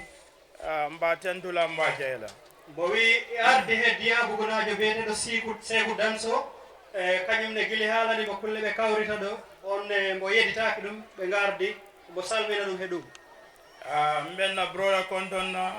Khalifa Ba fanan ɓe ɓeŋoto jan Sare Gubu kolemu kafu ñomalemu dow ku ñole fanammu alhamdulillah mba kontonna baake anin Basiru molde mele alon kon ni long history la soto alhamdulillah mbe ɓe kontonne ɓe ɓeŋoto jan. Ok mo wi moye salmina Khalifa ɗum woni Ibrahima Diba ko neɗɗo muɗum on koɗo Sare ɗo mo jeeya e Basiru Elba ɗum woni pa ko yimɓe muɗum gollidiɓe muɗum yaadiɓe muɗum mo salminaɓe he yewtere. Mbe sallun ko be kontonna momo maɓe ta jam bi kabo Sare Gubu la kata sate o sate maɓe ta jam ibe nata mune kan wolem kanoti anin badiya anin kaño fabandi inata walla jam mbe kontonna mbe tentula mbe jeyla mo wi mo salminat sandunaɓe fof a yi enen fof kawriɗen ɗo han ko fiitan nabrude wallodirde nabra nde ɗo fedde he koɓe jiiɗi wadde ko ɓe mbawa ɗum wadde acif ko ɗum woni ko hawrindini en ko mo salmini sandunaɓe fof e dow ɗum. A ketaño contanoto baake pour kalo jam mbi mo wi wonani ɗum weltare tawtorede heɗe ɗo yewtere. Bari Birimbe Sele kan yafo ko this is the first time for member of parliament from Sandu ayelo ñim beŋoto woto wayaytandi kafo ko nga molɓe suulani menna ni mool yankili wato wati mbe lafirinne kandanku last year yankilile non but andinna bulumuto benta parliament waya kenna mannano mbafale o hekatu wala naye momo tora but last year ganna molkina ne meli alon ko e mabeta jang in the name of Yoro Camara Vansu Sane wal mabetan to yala jande bar bi mfon la lo jang ketanye kontanoti me alon ko down ndafo non. mbo wi mo weltima so non teski ne mo ƴeŋata ɗo en seedal haaliɗo wi ko o woni force député garɗo tawtorede he nder nde jonde gili association o sosa mbo wi ɗum kan haala weli ɗum kañum ne ko ɗum woni ko darani koye ko sannunaɓe darani te sannunaɓe kala ɗo ɓe noddi ɗum koma notoyo so kan haala ka weli ɗum kadi ne farnori ɗum no feewi bi nimbafola we are celebrating 10 years of success, 10 years of resilience, 10 years of self-love, and 10 years of what? Development and positive, every positive thing that have been mentioned here. Today, we are here to celebrate that. Mbo wi duuɓi sappo juurotoɗen ɗo ɗi walla ɗi mbatten ɗo celebrate ɗi ko heewi waɗama heɗi ko wayno ɓankare caɗele mbaɗi en kono ɓankare baɗɗe ɓankaje baɗɗe hen ɗe fof a yiyeɗen ɗo jooɗeɗen e juuro han ɗum ko hunde mawde kadi ne ɗum wona ɗum weltare no feewi so ko ɗum mo haalta ɗo kono woni kombo haali ɗo koye bi keta contanoto baga pour ka fota jam bari niyajiɓe Sare Gubu jama ante ka tole dila to me alon ko nka fay village of lights mune ake nka fay village of lights ning londo siata aka mune nati aka norole nati wole atuna nte nimbe Sare Gubu mba mankutula nka fay le ko the village of lights, and Sandu is really proud to have you in our midst, you know, and we will always, wherever we are, we will always celebrate you, and we will always celebrate the people that have emanated from this community. With all odds, we defy every other odds to make sure today what we are celebrating is happening and is a reality. o wi ayi waktu fof konngol muɗum mo wiyat Sare Gubu ko saare comme ça lampuji ni dal sa yi ko woni ɓaawo ngol konngol ko woni dalila ngol konngol ko jangde nde sabu hanan kala ko waɗete walla kala ko mbawɗa wonde walla kala ko jiɗɗa wadde si a janngani a wawa ɗum wadde walla hay a waɗat ɗum aɗa heɓat caɗele he mum so jannguɓe wonɓe ɗo ɓe walla janngoɓe wonɓe ɗo ɓe golle ɗe ɓe mbatta ɗen ko golle mawɗe kadi ne kañum ngoyde farnori ɓiɓɓe Sandu fof ɓe farnori jo ko ɗum woni komo haalanɗo ko boy yo on jokku golle kadi ne yo on ɓeydo tinnare wade wade mbe diyamula surtout éducation la karola Sare Gubu ka ken exemple olti nimbe mol dandar la wato wade pour e karamuta pour ye sobeya pour ka nyaato soto sama Sare Gubu atele ka ken exemple olti Gambia kon ok mo wi wattu haali jangde fof fos exemple muɗum ko Sare Gubu haalta haala ko taki noon ha e haala Sare Gubu ko fi jannguɓe wonɓe ɗo ɓe walla ko yi janngoɓe wonɓe ɗo ɓe koɓe mbaɗata koye so kala exemple gueɗe jangde walla ko jannguɓe mbatta walla ko ha ɗo ɗum haala wawa haala e nder leydi he kañum exemple fausse exemple ɗum ko Sare Gubu no hokkirta so e nder ɗum noon yo nanguɗona tiiɗa ɓeydon ɗon ñoƴƴona tiiɗa jo wonon ɓe Sare Gubu ko be konton nan be tendulan be jayla bari bi niyaje ñim possible ta folo na alfal melyalon ko yentol samba school to ngalon ne ko jammu sene sate oleti jammu sate olti nin si ko siata jam bake Gambia banko kam bi beta sate o men to men tambita ñin sate ola nin sola karola amansia nabe Gambia kono amantambi sate kilin sate fulala but despite all that Sare Gubu ye boy fanto kela dindon samba school to fo bi mfutata jang damen ngaje ko bi nitati University of the Gambia inin Sare Gubu dingul melbe benna medialon ko yela bachelor's degree soto dolbe la master's posiu kan ngalon ko dolbe je wole doctorate degree soto already wo mu nyonta on tinyim banko kam bi woto Sare Gubu mbafale ko ala baraka bo wi jarnat Sare Gubu naɓe kono ɗo e jarnude janngoɓe ɓe an ko jinnaɓe janginda jarnata sabu sa yi janngoɓe ɓe ɓe keɓi chance ɓe keɓi laawol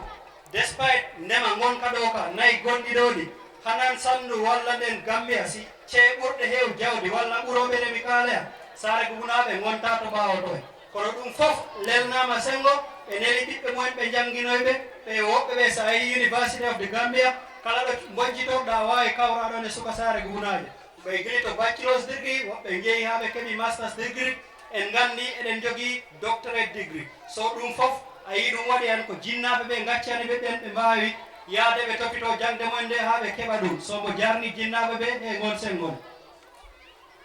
mbe sandum ko be kilila bari mbe Gambiano be kilila pour que muluntañoya Sare Gubu la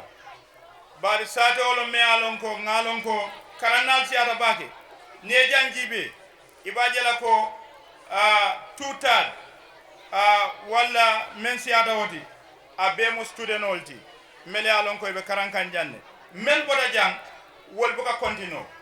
wol be dulal to mele alon ko be contribute kan towards national development woto Sare Gubu abe role bale play kan yim banko la development oto andum be sandum kol fanam be kilila ye muluntañoya Sare Gubu la mo wi haajo e sengo jangde ko haalta koyen si alaari o kafuɗo han walla ɗum ko hawriti ɗo han ɗum ko waɗa ɗo ko fof ko jannguɓe mbaɗi ɗum tettitinne so alaari hawritɓe ɗo ɓe han feccere nde fof ɓe jangdi hay so tawi jangde mo yettoyaki ko foti yettoyade to han yimɓe ɓe fof ko he laawol jangde ɓe nangi so he dow ɗum noon yimɓe ɓe mo jarna ɓe kadi ne mboya yo ɓe mbakkilo ɓe continue ɗum ɗon ɗum kumalal yafo jang eko karan wolem ko kata school oto dolbe je isi mecho karan kumalal yafo ibe mol encourage kan pour ka mecho karan wolem ko skills development banko kan jambi Masakunda e nyatilingalale ngalon ne ko access to quality education Masakunda ibe naful jamale pom kanje pour kaje ko quality education akana dang Banjul damma bari munemu sedoti bi kaw sototale Sare Gubu wala be kala na sedoti ka foko Gambia ye quality education sotole at the doorstep of every Gambian irrespective of wherever you are in this country andu Masakunda be nafulo men pom kanje fana mbena do mandim folale o karol okay mo wi tentinde haala si on teskima e haalaji kaalaɗi ɗo ɗi waɗi kalɗo wi sukaɓe ɓe poti janngude métier yimɓe ɓe tinno he ɗum ɗon ɗum mo wi tentinde kan haala laamu mumen o ɗum woni laamu gonnaɗo o gollowo ɗo wattuɗo e kayne ɓe dariɗen dame ɓe gollodira ɓe jiɗi wadde tawa Gambia kala ɗo jaaɗa wona ta Banjul tan mbawta yaade ha janngaɗen métier mala walla wona Banjul tan jaata mbawa hebde jangde sattude laamu mumen o ɓe dari ɓe jiiɗi kala Gambia ɓiɗɗo Gambia ɗo gonɗa ta kala ɗo gonɗa aɗa wawa hebde jangde kadi ne wona jangde tan ta ko jangde moƴƴere jangga no jiɗirɗa ni jaaha ɗo poɗɗa yaade ɗo e mo wi laamu mumen o ɓe dartani ɗum kadi ne ɓe gollana ɗum te Sare Gubu Student Association gasat wonde seedeji muɗum mo wi arat haalde koɓe dépense ji ɗi ɓe miijoto wadde walla dépense ji ɗi ɓe mbaɗi gonɗon sengo walla on ɗon famnu beriñim Masakunda nata 2017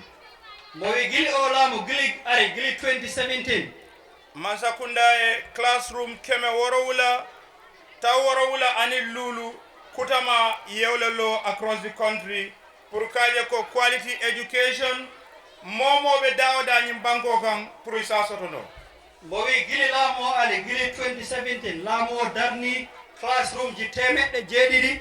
e ɗum ko woni sababu ɗum walla ko woni fandare ɗum ɗon ko fi ɓamtude jangde nde saburanta si jang yimɓe ɓe keɓani classroom ji cattuɗi ɓen ɓe mbawa jangude jangde sattude so ko ɗum waɗi laamu o Masakunda o ɓe dari nden darde darnuɗeni classe ji fi jangde nde wawa yaaru yeeso a bol kono fanan ye karambun kuta tan kotello banko kan dulal meli alon ko inal man karambun soto fereng andu jamfata place o la meli alon ko e katama 6 km 7 km kata fo mensiata woti Masakunda e karambun kaje ko momo ye access soto education ay karambun tan kotello me alon ko kutamallem bo wi ɓe kaɗani ɗo darnugol classe uji ɗo tan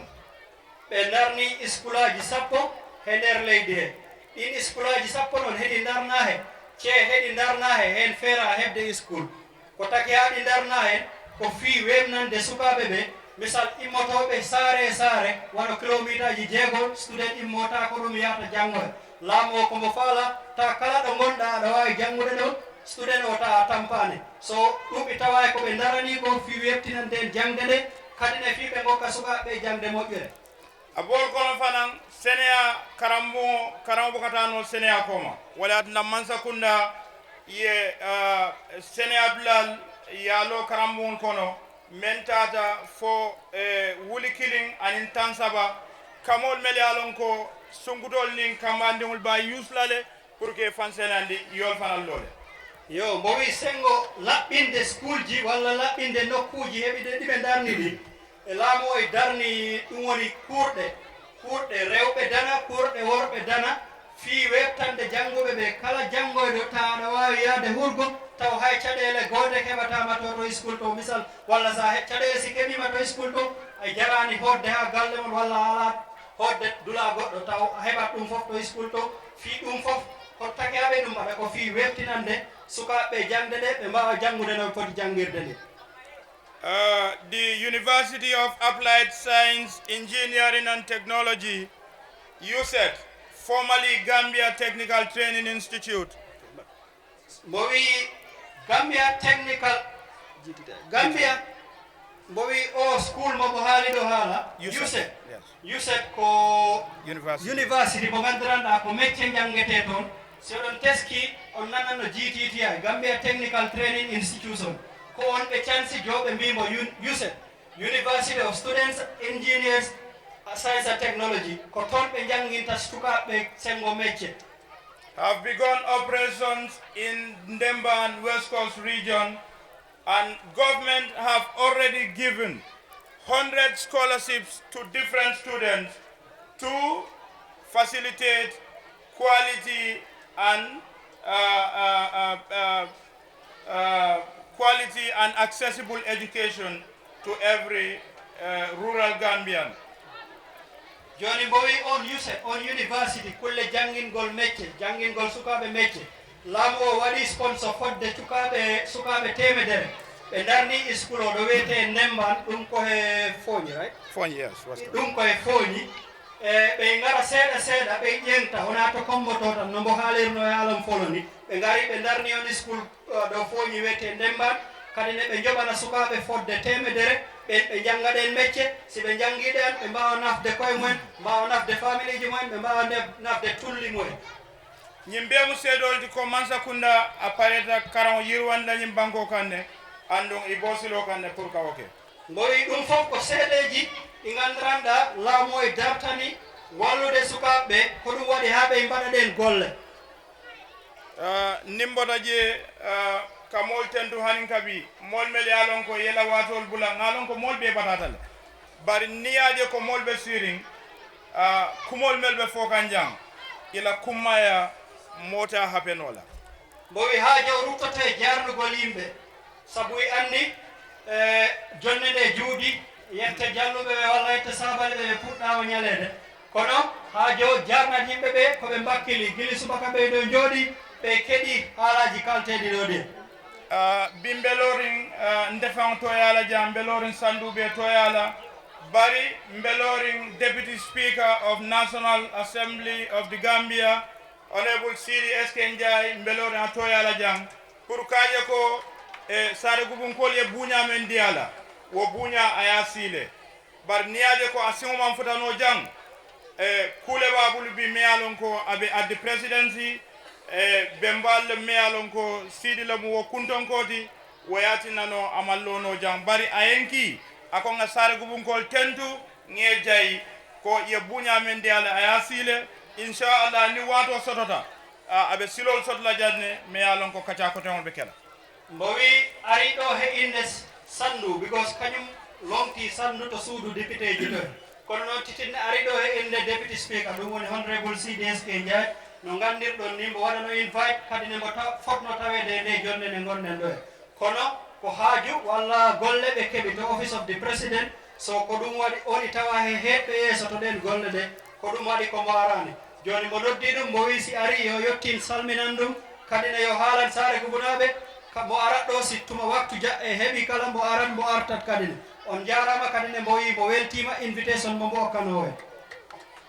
ngalon ko kole aku jamale be sandu kono kole aku jamale be nin sado fan kono jam mbo wi andi caɗele kewɗe e sanduɗo en titinne noon e andi caɗele kewɗe e ɗo Sare ɗo en ɗum woni Sare Gubu abol kono mol ye sila kuwol fo ye courant fo ye kujamal fo mele alon kon na kole akol lem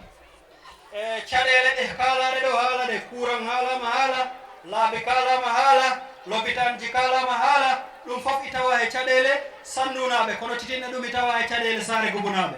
bara salon ko wato wati mol mel kanna diamo lamo e parlement kono wato wati nin diamuta nyin silo nan man nyina nyin silo la mbo wi si oɗon gacciti hakkil kamne hakkil mum hen hakkil mum e lawol haalaji ɗi haalta to suudu député ji ɗum won National Assembly to en kala haala ka haali haala ngol lawol meɗen ni hen si yimɓe ɓe gacciti hakkil so ɗum ɗon kamne ko haaji muɗum kamne ko ɗum goƴa muɗum so yo yimɓe ɓe tinir noon andum ferolɓe kenne Mansakunda ferolɓe laarenne pour kañum silo dada pour kaje ko sandu e sila kendol soto kabo nawde ko tambi Sare Gubu kata fo dasilame kabo nawde dasilame seka kata fo jegeja badala wol be mu silo let mele alon ko be kolyari mbake e sandun ko la tamo anin futanyomo aya nasindi bake ok mo wi kadi e programme ji mon walla e plan ji mon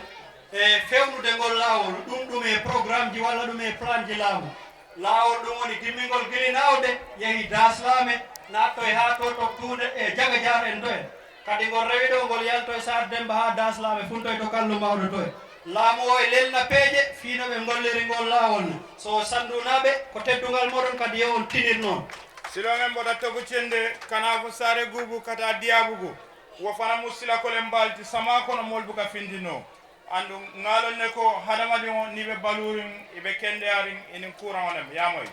wato wati emergency call kana mol kanne molbu ka findino woto wo silo fana mun na suloleti andu Mansakunda yalon ne be katolal fana pour kaje ko silo ay dada mbo wi lawol meɗen gimbolingol gili togo cinde rewi ɗo barinaɓe ari Sar Sillere yehi ha diabugu enen fof eɗen gandi si ndiyam toɓiyan caɗele ɗe Sare Gubu naɓe keɓata e ngol lawol kayne ɓe tini ɗum ɓe kalanama ɗum ɓe kaltanama ɗum laamu o tini ɗum ɓe kolli ɗum laamu o kadi ne laamu o e lelna peeje no ɓe mbawta wallirde yimɓele ɓe saabu si Sare Gubu naɓe keeɓi caɗele kañum ne heeɓi caɗele so ko ɗum waɗi dari hen kamne holliɓe foti hollidde ɓe hoɓɓe fotɓe ɗum hollede ɓe fiiɓe darano ɗum ɓe mbawa yo ɓe mbaɗan hen golle mum. The government of the Gambia is committed to creating 150,000 new jobs in the coming 5 years. And we already know, last month, the president traveled to Saudi Arabia to negotiate for Gambian migrant workers to have skilled and unskilled jobs in Saudi Arabia. And the process is on in 2024. The process will kickstart. Gambians will have chance to go to Saudi Arabia and work on skilled and skilled workers, whereby we will be, the menace of the backway syndrome will totally disappear in this country. Mowi lawo ɓe darani wallude sukaɓe leydi nde si ɓe wi sukaɓe leydi ndiyan laamu o e signi contrat e nder ɗi duuɓi joyi garaɗɗi ɓe ƴettat sukaɓe wulure e temeɗɗe joyi ɓe naɓaɓe leydi Saudi Arabia toon noon ko sukaɓe jannguɓe métier on teskima mo haalino ɗo haala nafa janngugol métier ngol so ɓen sukaɓe wulure e temeɗɗe joyi ƴefteteɓe ɗo leydi ɗo ko sukaɓe jogiiɓe métier ɓe gandaranɗa si ɓe jeeyi toon ɓe mbawa toon gollude ɓe joɓe ɓe gara ɓe naftora ɗum ga so a yi laamu woni daraɗi ɗuman ko fi yidde wallude yimɓe ɓe kadi ne usta kakkillaji sukaɓe ɓe he laawol ɓaawngol ɗum woni laawol betegol baagoyngol laamu o ko ɗum taki ɓe dari ɓe jiɗi addude ɗen golle yi sukaɓe keɓa golle ɓe keɓa ɗo ɓe nangi ta ɓe mbawa nafde koye mum sio meta sayin mbe men kala don kamol tendu kamol jayi kaje ko ni Sare Gubu Student Association mbe continuer le pour kam bulodu nyobulu pour kaje ko nyin kafo ay tañato bar sandunkol fanal sate o sate be jam meli alon ko ye karambo on sotle walla karanal be o sate wolto ye mulunta nyoya Sare Gubu la nim futala jang mba falale ko assalamu alaikum wa rahmatullahi wa barakatuh. Okay, mo wi hala muɗum wati doka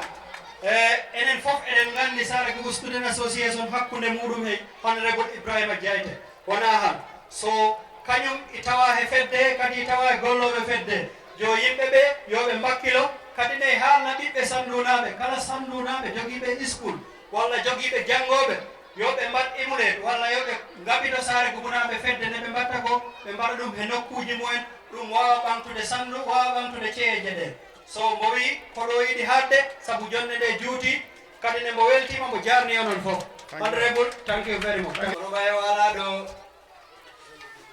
golle di jomum adde national assembly ƴettana ɗum mo. The next mboɗo jogui certificate si mboɗo han si wala ɗo han longto mum mi wawi ar ƴetta certificate.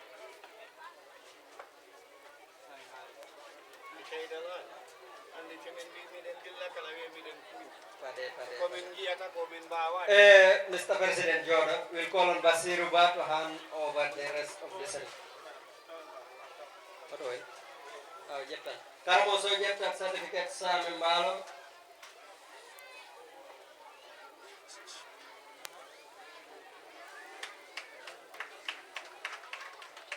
Musa Balnene wala do kono minen nyum jogani certificate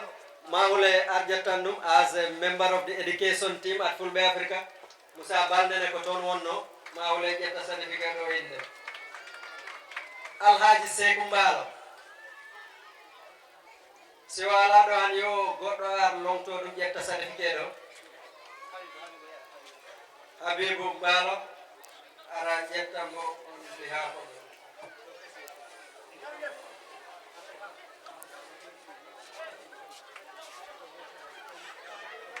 therefore go what the support SGSA Tiginon.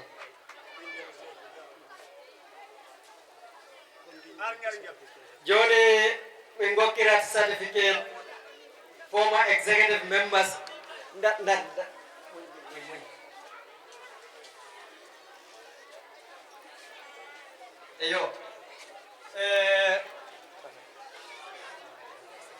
Mohammed Elba, Secretary, former Secretary General, SGSA, Assistant Secretary. Yo Mufad Empari. Mamadou Saïdouba, voilà, dans certificate. Boubacar Elba. Boubacar Elba, Assistant Treasurer. Buba. Nene Marajata certificate.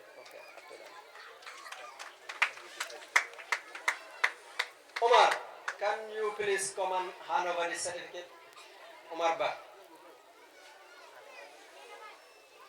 Aminatu, Gender Coordinator. Aminatu Ba, Gender Coordinator, SGSA, Arjetu certificate. No? Haruna Ba, Assistant Gender Coordinator.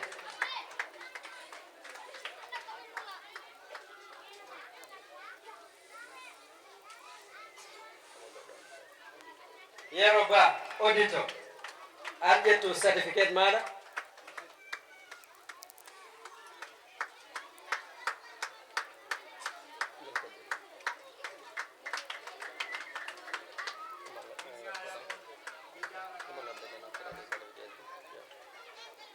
Tijan Biba, Secretary General. Enno dato neniraɓe to goto ara okkirani certificate ji gogo aljuma ar walluɓe. Thank you Umar.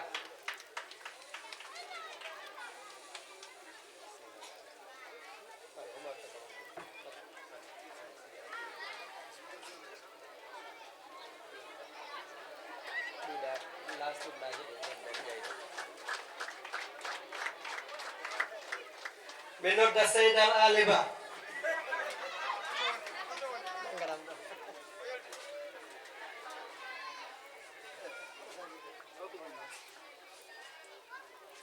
Next.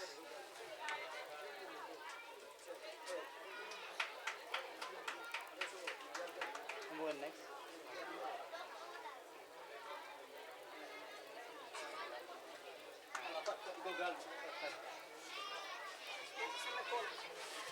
Mr. President, Usman Diba. Okay. Kamara wonno jogotoɗo kaali sameno.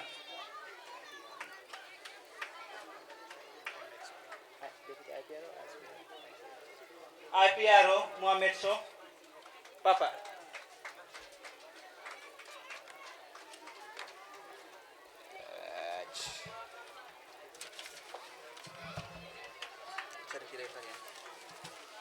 Hambo next. Saidu Emba Karamo. Karamo.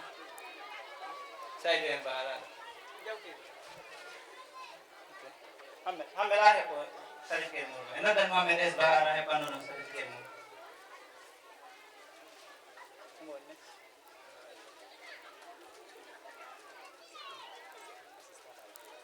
Ummu Elba, assistant IPRO.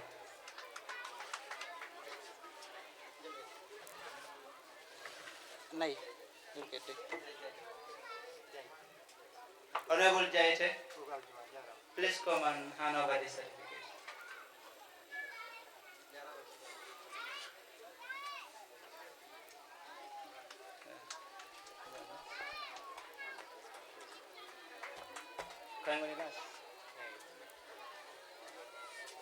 Now the last but not the least,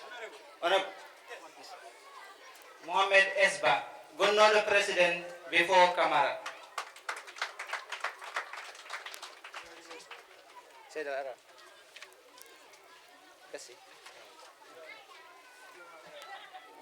Ayo on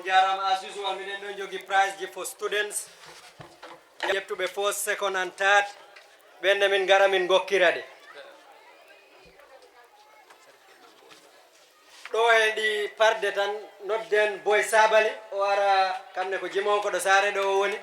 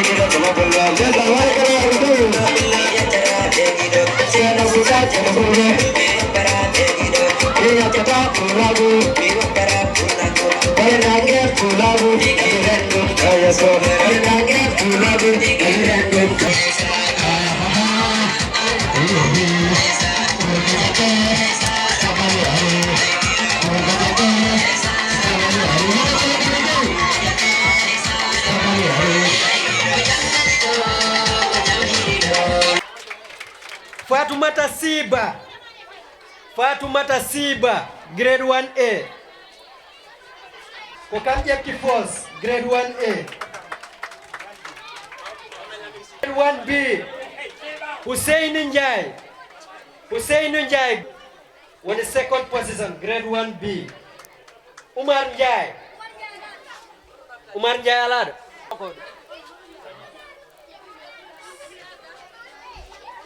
ko ada dum way jeftan ay ngokko dum place Umar Njai o ko Fatoumata Hejbayo Umar Njai grade 2A Umi Ba Ibrahima Sabali first position grade 2B Suraso Ora Sura grade 3A Alaji Suraba third position Ibrahima Waiba Sulaiman Sow grade 3 second position Ibrahima Emba Omon Ibrahima Emba Huh? Julde Sow Ibrahima Jiba Kwan Aminata Sow Omon Aminata Sow Bubakar Esba first position Aminata won the second grade 5 Bubakar Esba thank you Namala ar okirana min di certificate ji grade Dauda Sise okay Ba second position Isa Bas Dr. Talibo Musa Sow grade 8 Suleimani Diallo man Amori Suleiman maybe ko aggregate 9 Musa with aggregate 8 second position aggregate first position aggregate 21st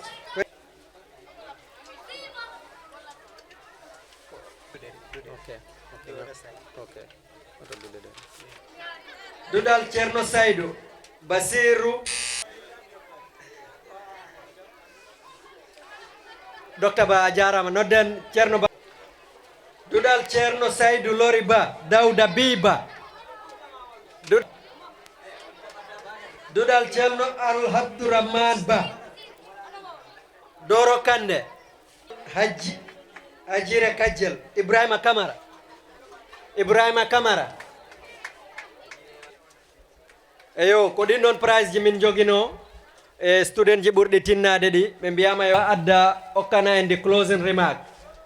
on jarama on ñaaga minama on juurama on jettama on calminama ɓe beltima ɓe jippine tenji ɗi ono yirde mon ne wiide jamari